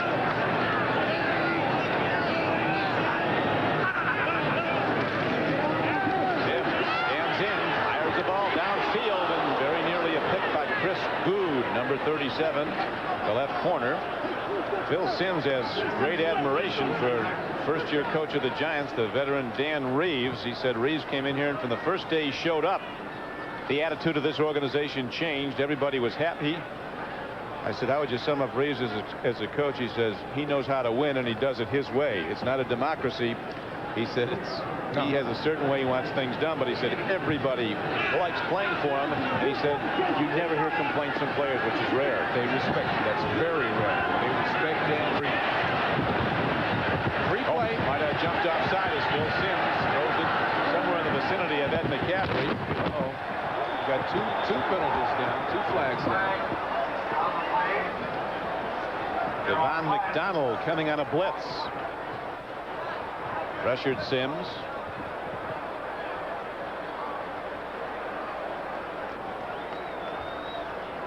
Larry Nemmers, our referee, is going to sort all this out. Reeves talking about that discipline, said he learned it mostly from Coach Landry. Defense. 57 offside. That penalty is declined. Holding. Defense. That penalty is accepted. First 5 down. yards. First down. Well, that wouldn't hurt, and you can see Coach Marchabroda upset about it. Sims knew he had the free play as soon as he saw the offside, so he slung it down deep, and the defensive backs grabbed on to people because they were afraid of what might happen when they saw the free play.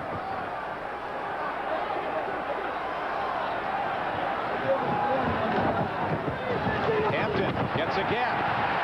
Rodney Hampton down to the 30 and a first down carry. He's ahead for 8. And again, Jeff Herrod stops him. Jared Bunch with a big block to lead it open.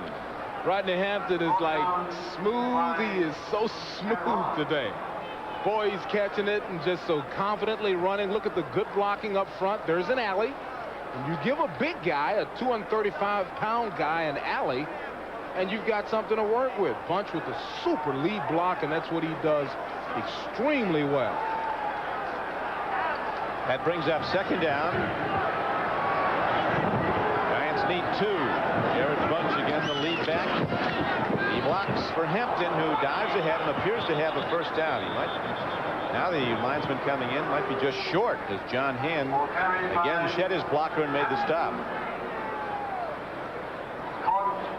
Big William Roberts that we saw jogging off a few minutes ago now jogs back in. It was his left knee, but he's okay. Goes over and has it checked by the medical staff. He's back in action.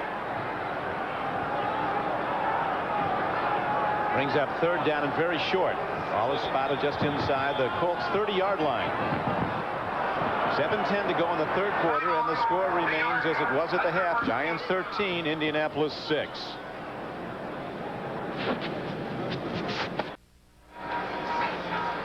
Giants already over their average rushing yardage per game, and they're #1 in the NFL with 139 a game, but that's going up. And not unexpected as the Colts came in with a 28th rated defense overall and 28th rated against rush. Stopping the run. Dan Reeves spent 12 years as coach of the Denver Broncos. Wellington Mara, the president of the Giants, made a statement, said a lot earlier this season. He said, we already have our MVP. It's John Elway. If it wasn't for the impasse between Elway and Reeves, the Giants would never have a chance to have Dan Reeves as their head coach. All he's done is won everywhere he's ever been. He's been to 8 Super Bowls as a player, assistant coach, and head coach. With Dallas and Denver. Hampton comes hard, but a linesman fires in a flag as Dwayne Bickett makes the tackle. Giants have been remarkably penalty-free, but this one's going to go against them.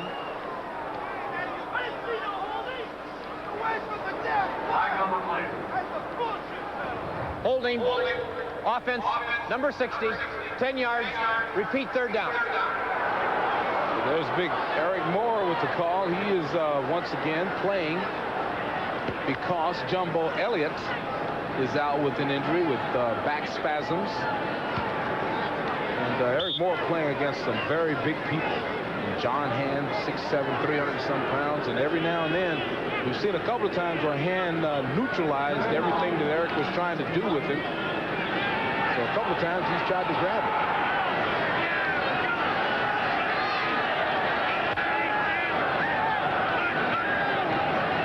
Bill Sims on 3rd and 12 lost a long ball. Overthrown. He was looking downfield at Keith Crawford, and so the Giant drive stalls. Sam Clancy got a big rush on to force the throw. And the Giants now send out their punter, Mike Curran, and Dan Reeves is not pleased with something. He's yelling at an official. Well, that was a lost opportunity that time. Dan is very mad. That was a lost. I'm sorry, Don. That was a lost opportunity because it was mistakes, and like you said, the Giants have not been making a lot of mistakes. Now, that's been one of their strengths all season. They've cut down the discipline aspect, concentration, #1 one in his discipline routine is being on time. Starts with that. Look at this punt. I don't believe that punt. Holy cow. Huh. Knocked it stiff at the 1-yard line. Now they're spotted at the 2. 38-yard punt by Horan. Well, first it's that directional punt that we talked about earlier, and then look at the spin he's got on it. It's like, he's got the backspin on it, Don, and it sits there. Oh, man. So it'll be 1st and 99 for the Colts. You know, this is like a backspin off of a sand wedge. That baby hits, holds the green, and Jesse Armstead, their backup linebacker, makes sure that it's batted back in. What a super play. What a super kick. Giants sacked George twice in the Colts' last possession. They did it with blitzes. Let's see if they're coming now. They are. An all-out blitz. Timing throw, but nobody's close to it as George just had to release the ball to save a safety. Stacy Diller, the nose tackle, had the most pressure on. And you look in Jeff George's face, you don't see any. There's no yelling. There's no lip reading, cursing. I mean, he calmly just throws the ball away. Super play by the Giants defense also. Now look at this. Everybody's meeting at the quarterback. Stacy Dillon is the one that breaks free, and Jeff George looks almost unconcerned as he gets rid of the ball and avoids the sack. Those slant patterns have worked well for the Colts. See, he goes to something over the middle. This time he's going to go to the run, and there's not much there as Roosevelt Potts makes something happen, moves the pile for a couple of yards out to the 5-yard line, where it'll be 3rd down and 8. Potts offers a taste of second effort here. There's no question about that. I mean, he's popped immediately at the line of scrimmage and still is able to, even after Keith Hamilton hit him, he's able to spin forward and get just a touch. I mean, 5 yards only of breathing room for the Colts. Colts have gone 16 quarters without a touchdown.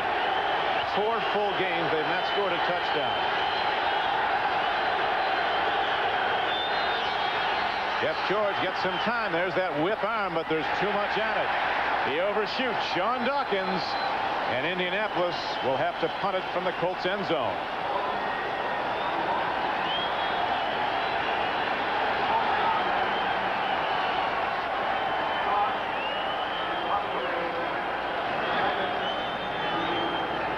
Well, we just saw a great punt from the Giants punter, Moran. Now you talk about under pressure. This veteran punter, Ron Stark, is under pressure now. His feet are at the very edge. And they need a big kick. Trevor Maddox with a good snap. Ron Stark with a big punt. Booms it high into the wind. Forcing Megan into a fair catch at the midfield line. So a stupendous play by Stark. Punting under pressure from his end zone into the wind. It's a 45-yard punt with no return. Coming up next on most of these NBC stations, it's game 2 of our NFL doubleheader. Many of you will see the Kansas City Chiefs take on the Denver Broncos. A KC win combined with a Raiders loss clinches the division title in the AFC West for Kansas City. But the Chiefs have lost their last 10 times to Mile High. Due to our NFL guidelines, those of you in the New York area will not see the second half of our doubleheader today.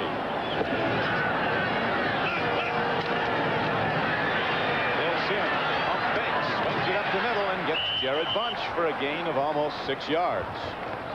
It's a very safe play. That's controlled passing. Everybody in the National Football League is going to that now. They sent the receiver streaking downfield, and then when Phil Simms saw Jared Bunch about 5 yards over the line, that's almost like a handoff, a very safe play.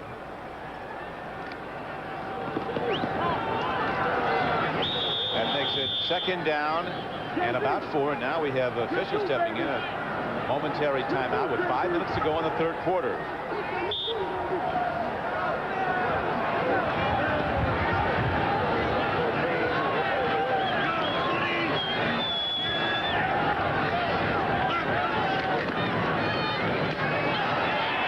Rodney Hampton ahead for a Giants 1st down. He's beautiful, and that offensive line is beautiful. The last pass we saw was more just a tendency breaker than anything else. I mean, if you just pound and run it and run it and run it. After a while, they'll put about 8 people right in front of you and stop it. So they threw the last pass to break a tendency. This is what they want to do. They want to line up, push them, and let Rodney Hampton do what he does best. I mean, just finding a crease, push him for 5 yards. Hampton, Beasley, now to 155 yards rushing on 25 carries. Beautiful throw. Bill Sims triggers it right in between defenders to Mark Jackson, who's been quiet today. That's his 46th catch of the year. It's good for 12 yards and a Giants first down. Phil had to be very patient here. Watch how he has to wait, because that's pretty good inside technique by Good. Phil had to wait until he passed over the linebacker and then deliver the ball. Good job by everybody.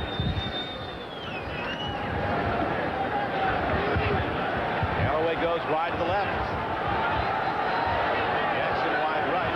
Reese talking about nobody knows the winds at Giant Stadium like Phil Sims. Sims makes the call on whether to receive or kick off or what goal to take. When to try field goals because he knows the wind so well. But right now, wind is of no effect on a 240-pound blockbuster Jared Bunch, who takes it inside the 20. And Don, that's a 240-pound man that just bounced out like Tony Dorsett or somebody.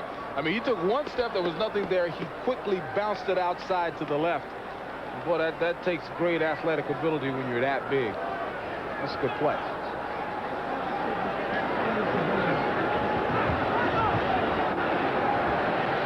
Reese checking with Sims. Sims has a call check off anytime he wants. 2 wide receivers set now. Howard runs set. Hampton waits for his block and then explodes. He might not be as quick, Rodney Hampton, as he was earlier in the season after that knee surgery, but he still has that burst, that ability to change speeds. Boy, he certainly does. I mean, that was really good balance and good run. Number 1 rushing team, the Giants, continues to do just that. 31 rushes for the Giants. And that's the kind of balance that you want. You might say, you know, balance would be 50-50 when it comes to a percentage, but balance in offensive football is you rush it about 2 or 3 times more than you pass it if you can block it. And the Giants can block it. Sims gets time, and that's not good for a defense as McCaffrey comes down with the ball. In the cold, Ed McCaffrey picks it out of midair. Eugene Daniel has thought he had an opportunity at least 3 receptions here. Once again, Sims throws into coverage. See, Phil, I'm telling you, that cornerback, Daniel, his job is to stand right there. But he dropped one, and he didn't get in front of that one. Those are dangerous passes. And one of the reasons they're getting away with it is they're bumping and running it, so Phil's thinking it's man-to-man coverage. Then they let him go, and it's his own. Really kind of a possession-type passing game. Only 63 yards passing for the Giants. But they have the lead, and they have Rodney Hampton, who keeps pounding out the yards. This time inside the 10-yard line. Stopped by Thomas Sims, 92 for Indianapolis. Brought down by Sims. Third quarter clock winding down to 1:10 to play. No scoring in the second half. Still a 13-6 game Giants. Giants led 13-0 fairly early in the game. Scored in their first 2 possessions. Second extra point try wasn't good. Aaron snap. Colts have driven the ball down close twice, but have come away with field goals by Biasucci.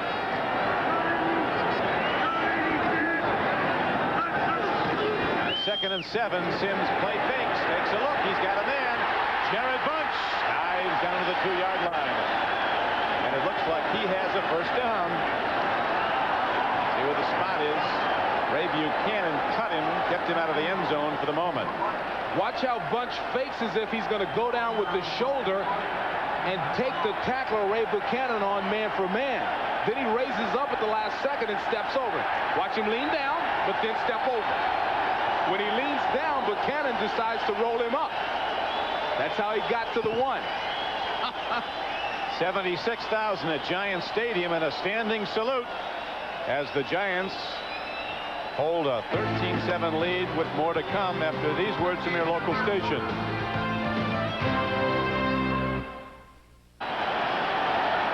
With Beasley, Reese, this is Don Criqui back at Giants Stadium. Opening play of the fourth quarter. The Giants holding to a 7-point lead. First down and goal from inside the Colts 3. Jared Bunch dives and gets in with a second effort.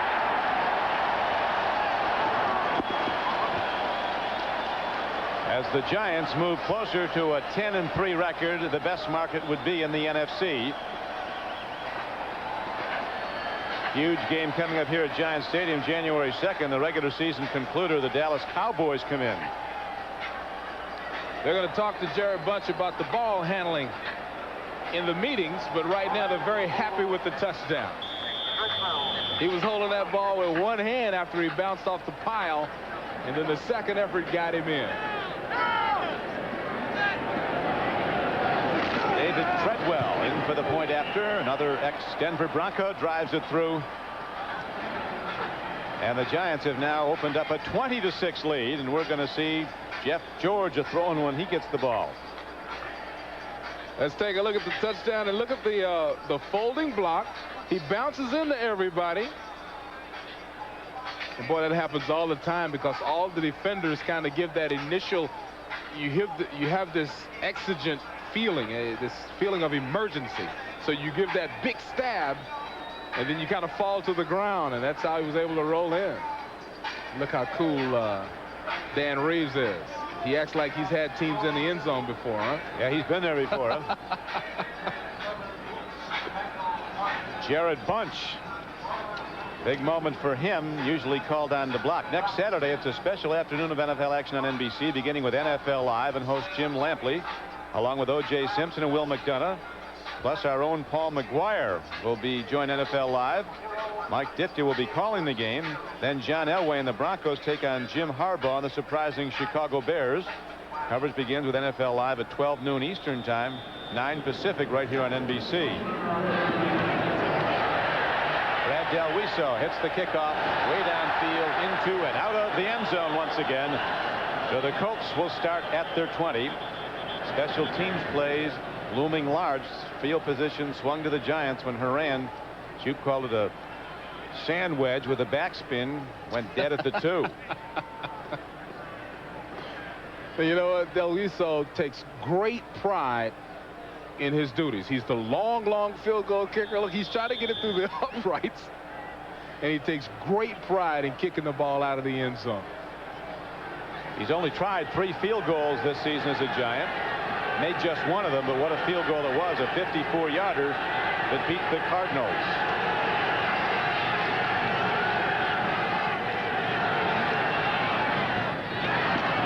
Arbuckle, the tight end, is ahead to the 28-yard line. Andre Powell, who started inside linebacker, still out of the game. He was shaken up earlier, so the Giants had Powell in for the injured Michael Brooks. Marcus Buckley's been getting playing time and showing his stuff.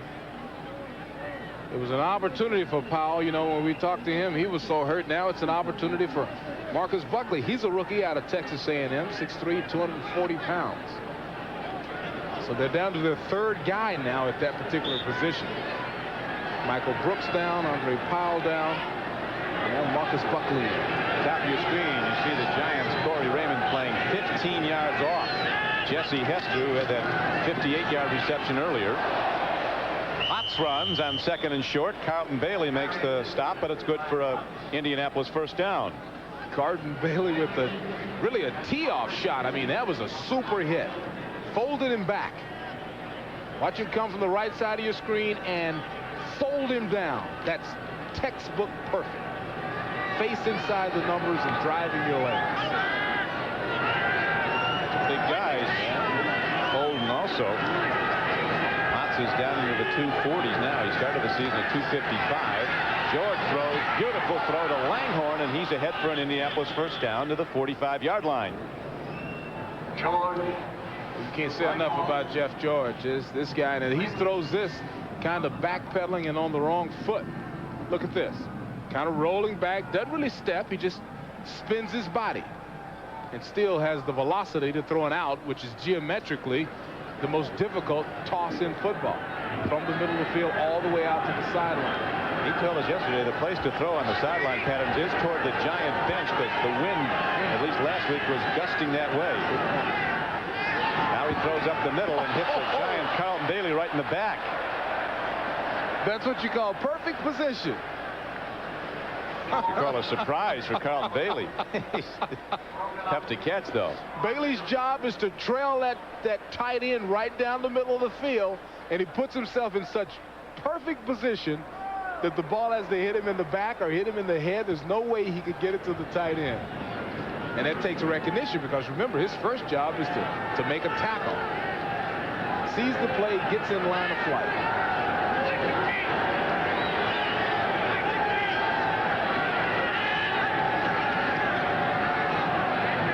Throws and gets Arbuckle, a big tight end from UCLA, taken down by David Tate. Jeff George has now hit 15 of 22 throws for 184 yards. No interceptions. He's thrown only 2 interceptions in his last 230-plus pass attempts.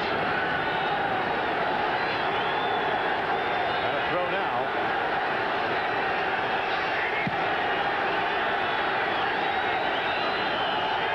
Coming from the right side of the Giant defense. Markers go down. Jeff George takes a look. Goes to Langhorne. And we'll see what the call is. Eric Howard, the nose tackle, was getting pressure on. So was the left end Keith Hamilton of the Giants.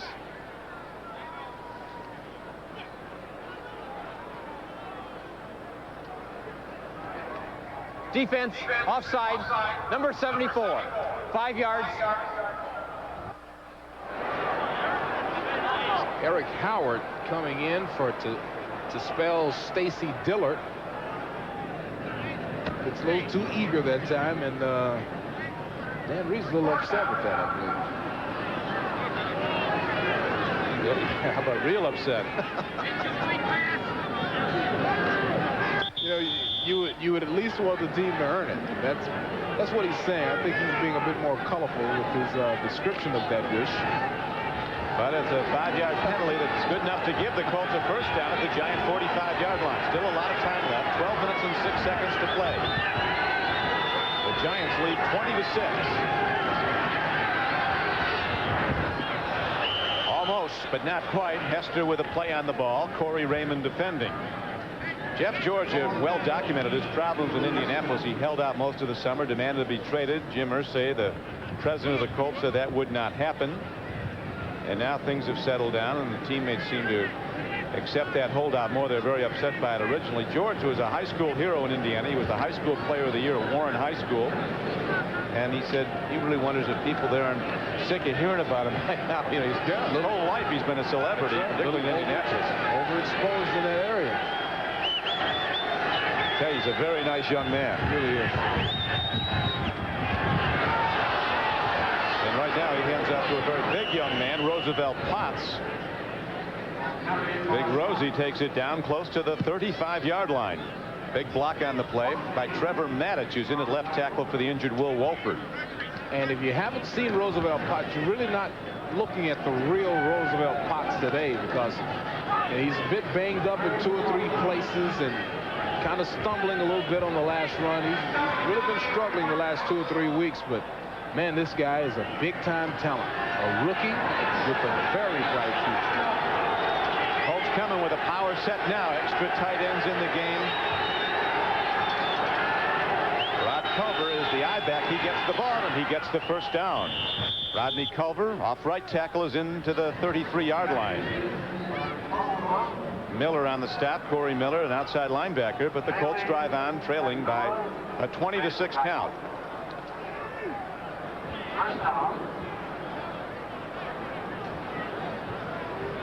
Really not a lot of wind down on the floor right now. I'd be surprised if Jeff tried to. They're having trouble in the red area, so from here he's got a little more room. I wouldn't be surprised if he took a stab at it. He's going back to Hester before long. George takes a look. Fires downfield. Langhorne can't get to it. Here comes a penalty marker in. The back judge fires it in from back at the 10-yard line.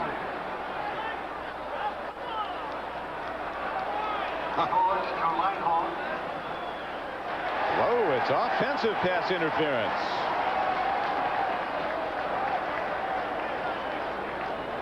Offensive pass interference. Number 81, 10 yards. Repeat, first down. So the tight end, Charles Arbuckle, pushes somebody in his effort to get open.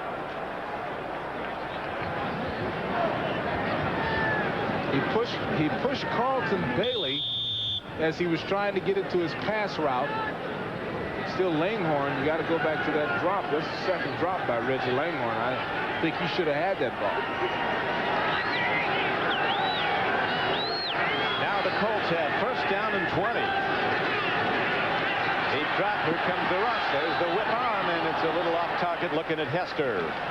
Eric Howard putting the pressure on up the middle. Now let's go back to NFL Live in New York and Jim Lampley. Jim?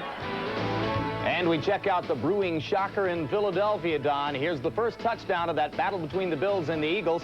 It's a pass from Bubby Brister to Calvin Williams, I should say, and it has the Eagles on top 7-0. Steve Christie missed another Buffalo field goal. Back to Don Criqui. Thank you, Jim. It was interesting. The Giants beat the Eagles 7-3 not long ago, and people were calling it a boring game. Phil Simms said they weren't watching the same game I played in. He said it was one of the most exciting games I've ever been involved in. And I agree with that. I mean, you don't have to have people running up and down the floor like a track meet to have a good game. Rosie Potts taking a hit. Eric Howard got him. He was the first to stick him. Armstead was also on the play.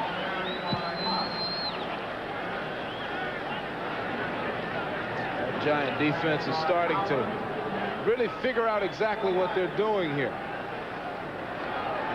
Good job on the inside by Howard. Howard been coming off the bench. Had a strained groin, but playing very well. Now the Colts have to make something happen on a very difficult down. Third down, and they need 24. They got the guy with the long-distance arm. Giants were offside. Jeff George swings it out. He gets his man Arbuckle, beats one guy, Corey Raymond, who finally rides him down with some help at the 37-yard line. The Giants are starting to make some mistakes. I mean, these offsides and these little penalties that are keeping Indianapolis hanging on in this drive has got to be driving that guy right there crazy, because he's all about execution. Defense, number 75, offside, 5 yards, repeat, third down. So there's sackmaster Keith Hamilton leading this team in sacks, trying to get him one here and can't get his body back in time. Good call. Coach Reese brings him out. The way they change positions now, it's probably not some disciplinary matter, just that they, on this down yardage, they go to a changeup. Jeff George will be firing again. Third down. 19 yards does Jeff George need.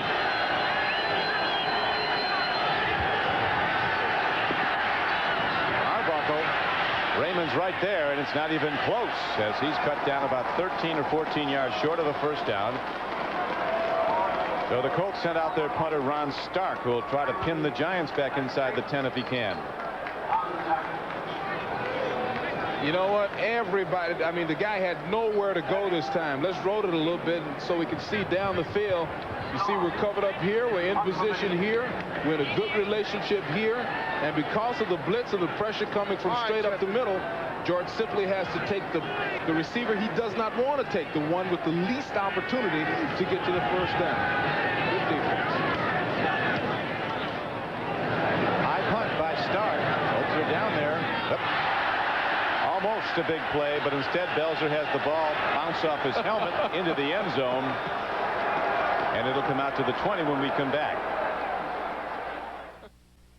The NFL on NBC is brought to you by Diet Dr. Pepper and your local Dr. Pepper bottler. Diet Dr. Pepper, the taste you've been looking for. By the new 1994 Chevy Camaro. What else would you expect from the country that invented rock and roll? By the people at Nike, who encourage you to just do it. And by McDonald's. What you want is what you get at McDonald's today. You know, this is a super punt and a great opportunity for the Colts. Starks puts it in the right spot. All we got to do is catch it, and then not only does the defender miss the ball, Jason Belzer allows it to bounce off his head and go into the end zone and just kill non-start. And it brings Bill Sims and the Giants out. First and 10 at their 20.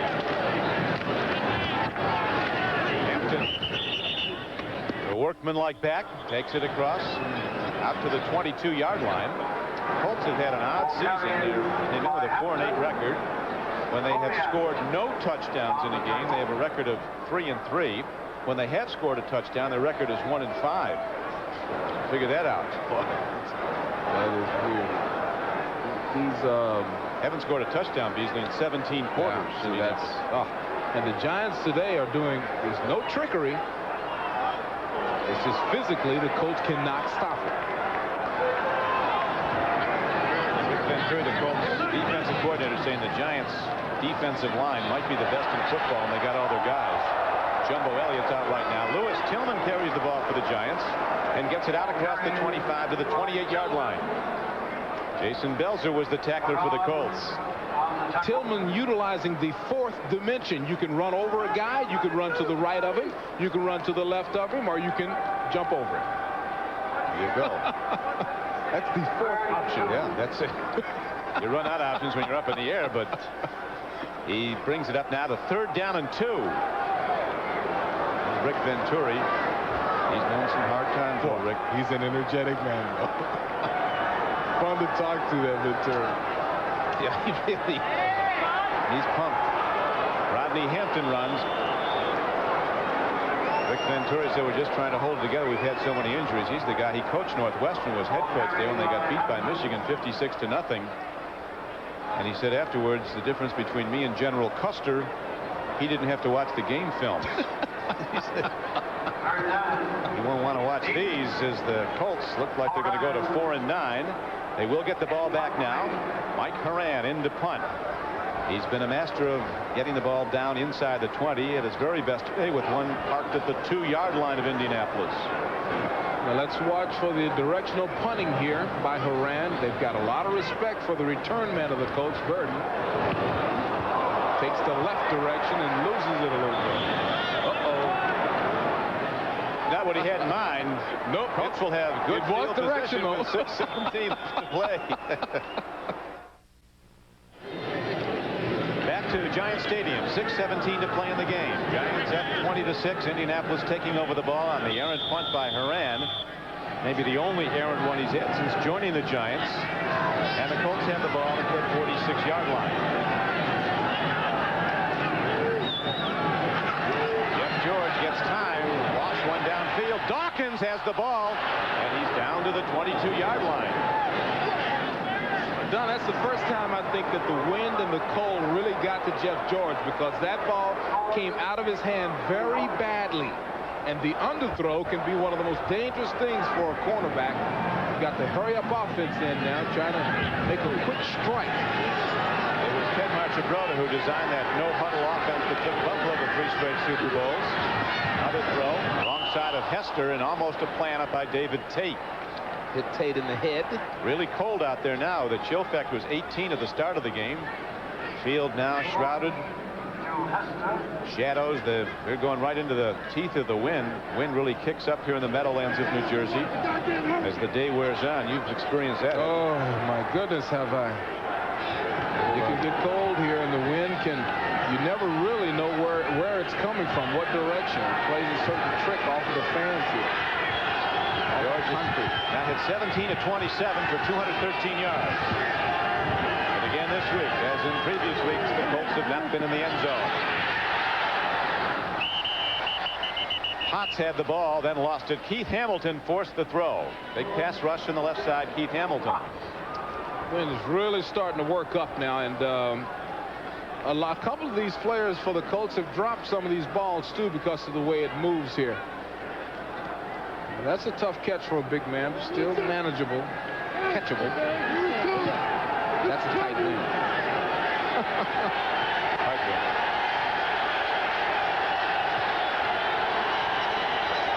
Crowd kicks in on 3rd down and 10.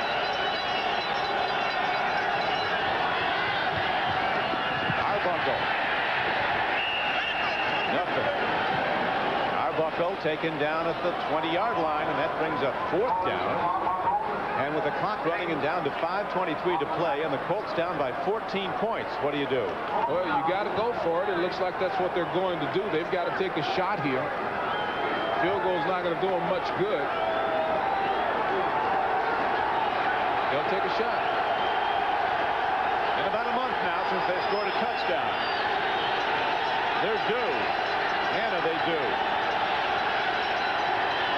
On 4th and 9 with Lawrence Taylor coming from the top of your screen. Oh, man, a guy left early. Maddox. Arbuckle might have been. And boy, did he take a verbal little shot from Jeff George.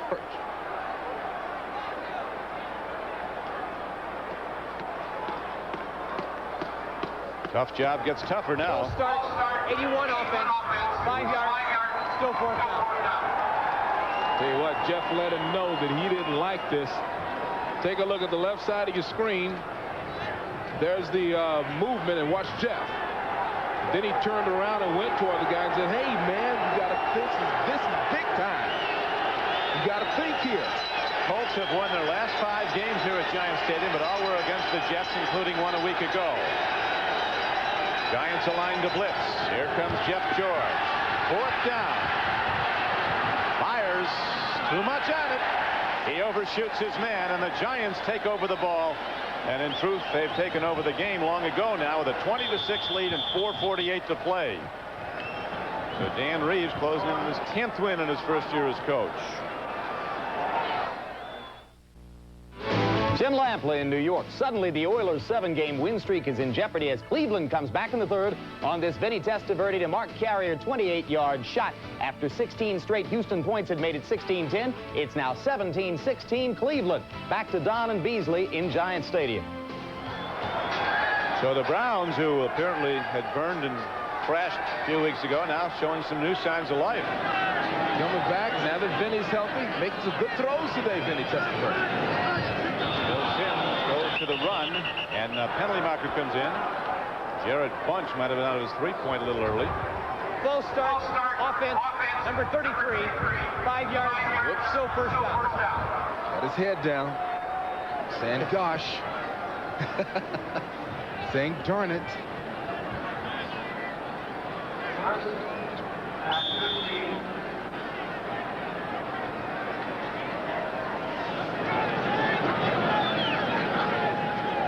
They haven't done much wrong, though, have they, Beasley? No, they have not, and they're going to play pitch and block. Ballard is a rock, this Giant team. Rodney Hampton, who has been the man all day long, runs again on 1st down and 15. Stopped by Quentin Coriat. You were here for the first Giant game, weren't you? Yeah, I played in the first Giant game ever here when I was with the Cowboys back in 1976. It is a doubleheader day on NBC Sports. On most of these stations, you'll see the Kansas City Chiefs with their 9-3 record, and Joe Montana back at quarterback pulling the trigger, go against the Broncos at Denver. AC 9-3 looking to go 10-3 and working its way possibly towards home field in the AFC in the playoffs.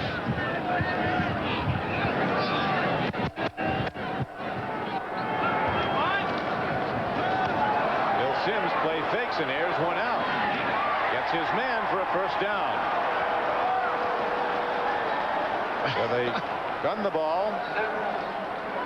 I thought Phil was faking him out that time. He kept blowing his hands and making it obvious almost. Mark Jackson running the sideline pattern and turning out the ball. Good job sliding low and outside.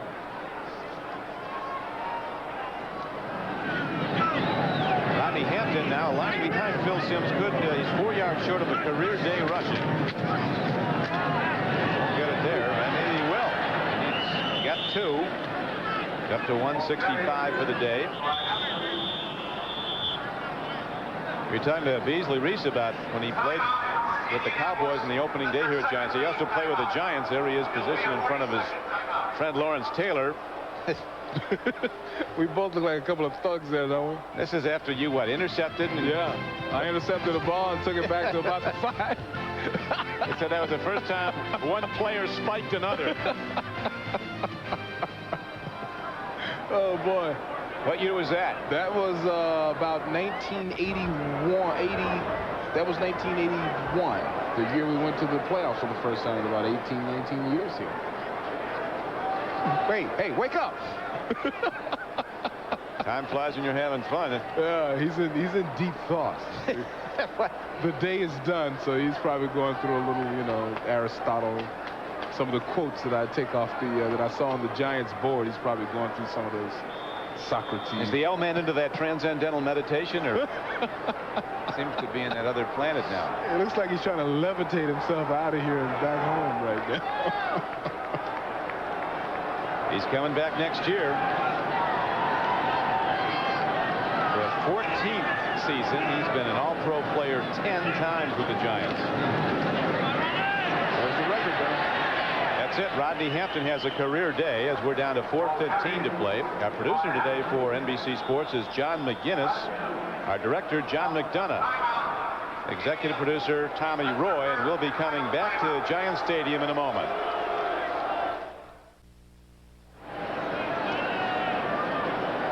On the Head and Shoulders post-game report, we'll be talking with Rodney Hampton, and a great day he had. A career day, 172 yards rushing. Boy, he did it the strong arm way, just taking pitches, following, blocking, and he is off to just a smashing career. Pro bowler and one of the best. He goes over 860 yards for the season rushing, so with 3 games to play, it looks like Rodney is going to go to that 1,000-yard mark and over it for a 3rd straight year, as he's not done yet. Rodney Hampton on 3rd and short. Drives ahead, looks to be close to a 1st down, stopped by Quentin Coriat.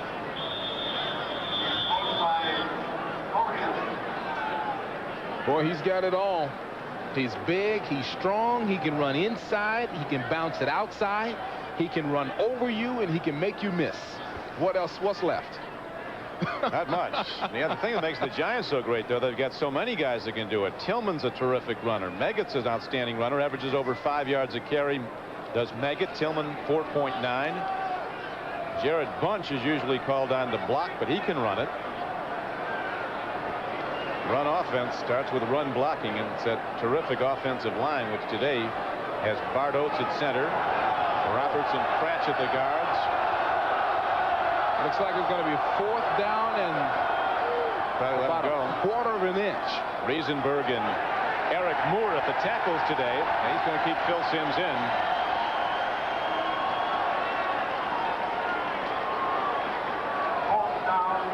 Fourth down and a smidgen. Phil Simms' 15th year in the NFL, came out of Morehouse State, Kentucky in 1979. The long play way between Morehouse and Super Bowls. He said we were always the homecoming team when we were on the road. They don't schedule as a homecoming team unless they think they're going to beat you.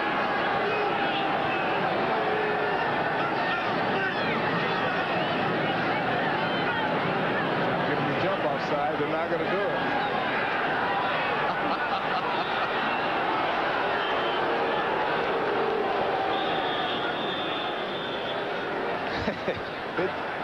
Okay, so you're smart guys, says Phil Simms. Look at the look on Phil. I tell you, Phil Simms and Lawrence Taylor have an act in the locker room going after each other. They're friends for years that you could take on the road. I mean, it's great stuff, isn't it? Oh, you talk about hilarious. We were crying yesterday.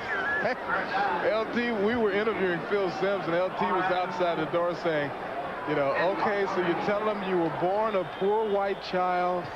Your dad worked in the factory in Kentucky. You walked 15 miles to school. And then Simms will tell you more about Lawrence Taylor's locker, but it makes a rat's nest look like an operating room. Here's a punt downfield of Clarence Verdun, who runs over the 20 and out to the 26-yard line.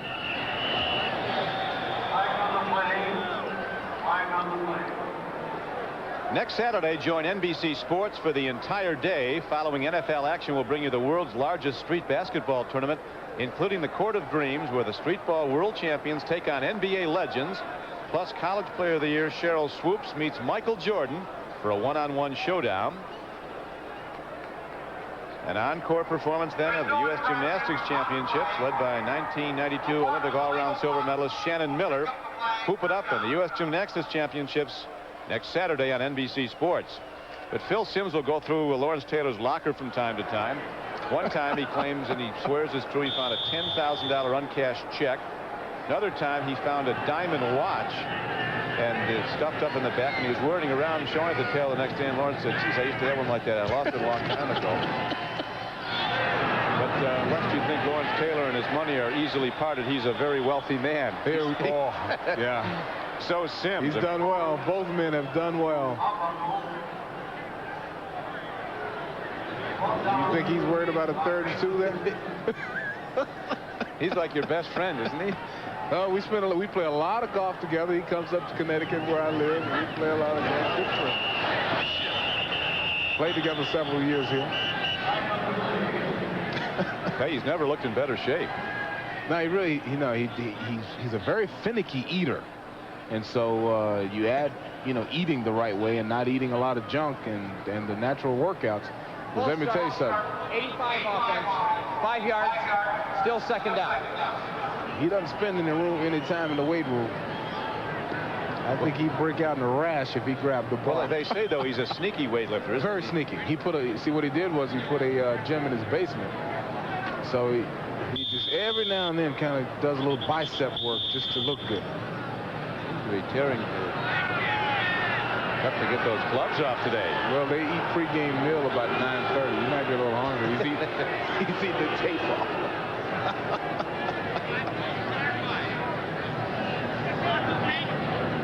I think LT at this point's in that out-of-here mode. Well, it's 2nd and 14. I don't think he's worried about it.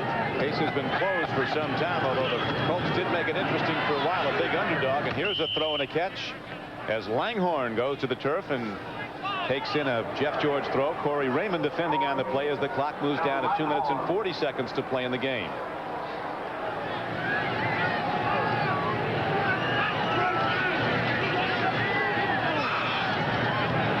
Another throw over the middle. Langhorne going for it. This time Raymond steps in front and breaks it up.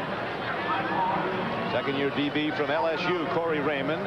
Giants head to New Orleans next. The Saints may have cashed it in, at least for this day. They're losing to the Rams at last report. And the Giants go to Arizona to play a team they don't really want to meet again, but have to, the Phoenix Cardinals.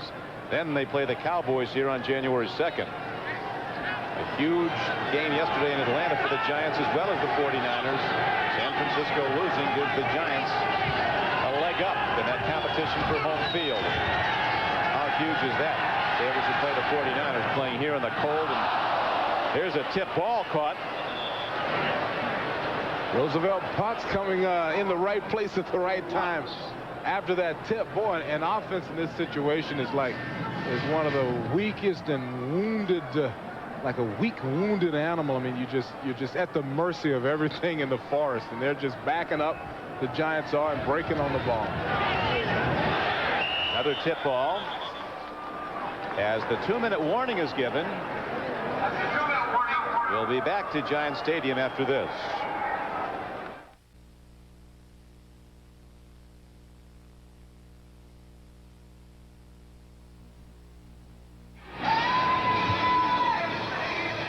And now it's time for the Hager Wrinkle-Free Cotton Super Play of the game. And it goes to number 27, Rodney Hampton, following Jared Bunch as he is wont to do, and makes one of several super plays today. Rodney Hampton with the career best and just a super effort. Nice guy, great athlete. Super Rodney Hampton, not to be confused with the Hager's man, Super Dave Osborne, crashes into that bridge. I don't think Rodney wants to take some of the blows that Super Dave runs into.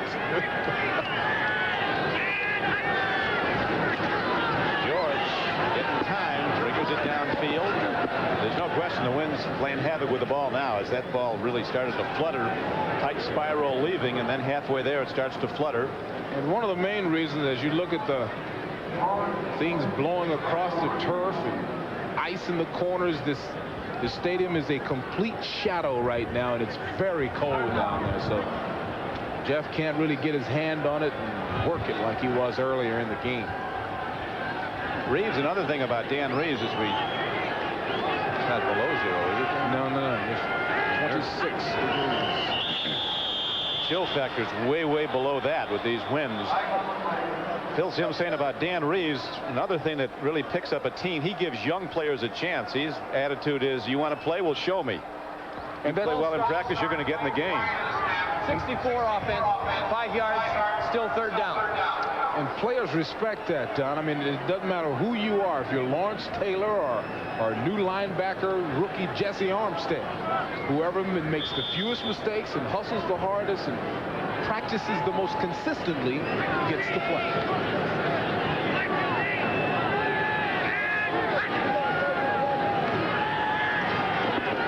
Sidearm throw and a nice pickoff is taken in by Rosie Potts, stretching out his hands at the ball, taken down by Jesse Armstead, who might be the best 8th-round draft choice taken in a while, number 98 for the Giants, who was the high school defensive player of the year. Jesse Armstead, the undersized linebacker. LT said he's a little bit light for a linebacker, too big for a safety, but he is really going to be something out of the Miami of Florida. Well, he said he's a great athlete and even compared him to himself, to LT, as a young man. So this guy can run, can hit. See, that's the weather. Yeah. His hands are frozen. Sean Dawkins was somewhere in the vicinity of the ball, but it's almost impossible now to throw deep downfield into the wind. As you look at the remaining schedule of the Giants, boy, they got a lot of things going for them in addition to the best record in the conference, 8-1 in the NFC. At New Orleans next, then on to Phoenix, then home to play the Cowboys, and then on to the playoffs. Well, if they can take care of the Saints in Phoenix, and Phoenix is one of those teams that we were talking about earlier that nobody wants to play because that's a good team that just seems to be struggling. But boy, how big could that last game be between the Giants and the Cowboys? Well, Phil Simms, as he's telling us, Beasley, he hopes it's for everything. He said, I hope that game's for everything. Let them come in here in January and do our place. Play for everything. Come over to our place. They got beat at their place 31-9 earlier. Boy, they were not nice hosts the last time the Giants went down there. It's a doubleheader day on most of these NBC stations. The Chiefs with Joe Montana back at quarterback against Denver at Mile High Stadium. I think the Chiefs have lost there the last 10 times they've played. While we have a moment, we'd like to tell you that the executive producer of NBC Sports is Tommy Roy. The coordinating producer of the NFL on NBC is John Faratzis. Today's game produced by John McGinnis, directed by John McDonough. NFL Live produced by Ricky Diamond. NFL Live directed by Kelly Atkinson. Technical directors Jim Johnson and Richard Sansevier. Thank our spotters Tom and Mark Criqui, whoever they are, Ron Zipkowski and Jim McLaughlin and Chuck Palmer in statistics and scoring. And that will do it as the Giants close the door on win number 10, go to 10-3. And might be looking super, Beasley. Certainly they're looking playoff. They are looking very much playoff and looking, you know, the expectation has changed as the weeks have gone by. First it was let's do better than we did last year.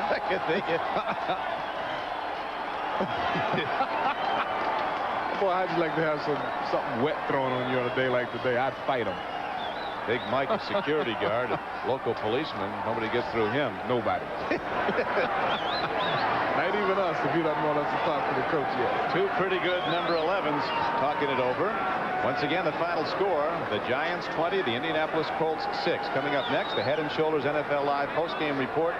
Jim Lampley, Mike Ditka, and Joe Gibbs will update you on all the scores and highlights from around the NFL. Time permitting, we'll bring you interviews with Rodney Hampton and Phil Simms. Now for Beasley Reese, this is Don Criqui. Glad you could be with us at Giants Stadium.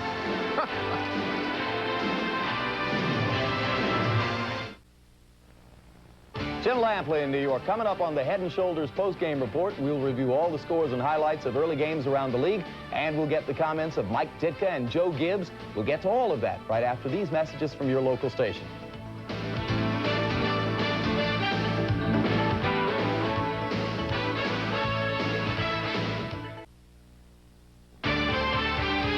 This is the Head & Shoulders NFL Live post-game report, brought to you by Head & Shoulders and Head & Shoulders 2-in-1. We welcome those of you who watched Rodney Hampton's career day and the significant Giant win over the Colts. Hampton, 32 carries, 172 yards. Giants' first team in the league to get to 10 wins. First team in the league to clinch a playoff berth. We'll tell you how in just a moment. Meanwhile, we'll move ahead to what's happened in Tampa Bay, where the big upset of the day has taken place. The Buccaneers holding on to beat the Chicago Bears 13-10. The second Houston field goal was the one that ultimately clinched it for Tampa Bay. And, Mike, one critical key in this game, something you would never have expected from the Bucs. Well, the Bucs only turned it over one time, and that pass that was intercepted by the Bears in their own end zone, so it really wasn't that effective a turnover. The Bears have lived by the turnover all year. They've done it very well. Their defense has played outstanding, and their defense once again played very well. But it shows you've got to live in the NFL with a two-edged sword. You've got to be able to cut their head off with either side, and the Bears don't have the offense to do it right now. Good point, Joe Gibbs. The Bears, without the offense, neither Jim Harbaugh nor P.T. Willis able to get it going for them today. Yeah, and I tell you what, as Tampa Bay, you'd like to see something good happen for Mr. C down there at Tampa. You know, something about that. You just love him as an owner. I was there. A lot of bad breaks coming their way. Maybe they can get this thing turned around with Sam Weiss getting it going. Buccaneers get to 4-9. Bears are 7-6, still in the thick of it in the NFC Central. Meanwhile, down in the Astrodome, the Houston Oilers led 16-10 at halftime. The Cleveland Browns came back in the third quarter to go ahead in this game 17-16. Vinny Testaverde and the Browns eager at the beginning to get Eric Metcalf involved in the game plan. He was not a factor in their 27-20 loss to the Oilers about a month ago. So on the first series, Testaverde finds Metcalf behind Wilbur Marshall in the secondary, and Eric goes 49 yards to give Cleveland a 7-0 lead. They later made it 10-0. Warren Moon, though, after a cold start, heated up. Here he eludes pressure, finds Spencer Tillman in the end zone from 4 yards out. Houston led for the first time 13-10 in the second. 16-10 Houston. Final play of the first half. Testaverde hits Metcalf. He's taken down at the 3-yard line, but fails to get out of bounds. The Browns were out of timeouts. And as the clock ran out, a scoring chance for Cleveland evaporated. Houston led 16-10 at the half. Then in the third quarter, Testaverde finds Mark Carrier on a 28-yard touchdown reception. Browns back on top 17-16. That's the way it stands now with Houston's 7-game win streak on the line. In Veterans Stadium in Philadelphia, and before I get to that game, let's get comments on what's happening in the Astrodome. Joe Gibbs, Vinny Testaverde makes the Browns a much tougher customer. Yeah, he does. I still think Warren Moon and the run and shoot, that's the perfect place in December to be, inside in the dome. This game may go on forever, by the way. Yeah, it is a lengthy one at this point. The ball. But I think, you know, it's still got a heck of a ball game going there, and you got to bet on Warren pulling this thing out. And Cleveland is going to have to hold up under Houston's pass rush in the fourth quarter, Mike. Well, the defense has really played so well for Houston in the last 7 games through the streak. But, you know, I don't think they've beat anybody that well. But I think Houston is kind of an opportunistic team right now. And I agree with Joe. Warren Moon can be as good as anybody that's ever played the game. And if the defense keeps clicking and getting some turnovers, they might be interesting in the playoffs. All right, now let's turn our attention to Veterans Stadium, where the Bills and the Eagles played a scoreless first half, and in the fourth quarter, the Bills have mounted a comeback to come from behind and take the lead. It was Bills coach Marv Levy hoping to shake up his offense in today's game against the Eagles. But in the first half, nothing would go right. Bills driving. Kelly rolls right. Lots of time here. He looks for Brooks or perhaps Beebe in the end zone. Finds Eric Allen between them. Allen's pickoff blunts the scoring threat. One of 2 Kelly interceptions in the first half. Finally, in the third quarter, some scoring. Bubby Brister finds Calvin Williams in the end zone from 19 yards out. It was 7-0 Eagles. A rough day for Kelly. He bruised his right shoulder in the first half. Then after a pass completion, sprained his left ankle. Kelly forced to the sidelines toward the end of the third quarter. Frank Reich came on to take over for the Bills. And that produces the familiar scene. Frank Reich in for Kelly, 7-0 Philadelphia. Here he hooks up with Pete Metzelaars for a 2-yard TD reception. That tied it at 7 apiece. And then Steve Christie, after 3 field goal misses, finally made one moments ago. The Bills lead 10-7 and may be headed for a narrow escape. Frank Reich is kind of interesting, isn't he? I mean, here's a guy, you know, they just keep, this guy just sits there, he prepares himself every week, and every time they put him in the game, the guy performs pretty well. I think that's a great testimony to that guy and his character. One of about a half-dozen University of Maryland quarterbacks to have made a mark in the league in the last 10 years, Joe. I said to myself, we were right there at Washington, Maryland's right there. We never took one of those quarterbacks. I said it was too easy, you know, to go get those guys. Another point there, too, I think I've always liked a veteran backup, being able, some guy to sit there. And that's really the story of this year. So many quarterbacks getting hurt. I tell you, the backups are probably the story this year, and the teams that prepared themselves in that area probably have the best chance to get in the playoffs and make a run at it. Reich proves his value over and over. He does it again today. Los Angeles Rams beat the New Orleans Saints 23-20. Jerome Bettis, 28 carries for 212 yards at last check, just 9 yards away from the rookie rushing record held by Bo Jackson, and Bettis missed most of the second quarter with a bruised abdomen. Meanwhile, in the battle in Foxborough to see who will have the first position in the upcoming draft, the Cincinnati Bengals have gotten a safety after their offensive drive was stopped short of the goal line. It appears New England may be able to hold on for a 7-2 victory. Well, you can't get in New England's bullpen if they've scored 7 runs and hold the lead on you like that. They finally found a way. I think Bill Parcells got to say we make everything close, but here they stopped them 4th and 1, I think, down inside, and I think Parcells elected to take a safety there and just punt that ball, and it looks like they probably have a shot at winning. Patriots due for a little luck after all of their misfortune, Mike. Well, Bill's done a lot of good things this year, Jim. It just hasn't resulted in wins, but he's on the right track. This will be a good young football team next year. All right, so New England leads 7-2 in the 4th, and we'll keep you posted. For those of you in New York and Boston, NFL rules preclude us from showing you the doubleheader game. The rest of you, stay tuned right now for the Kansas City Chiefs and the Denver Broncos, and we'll see you at halftime.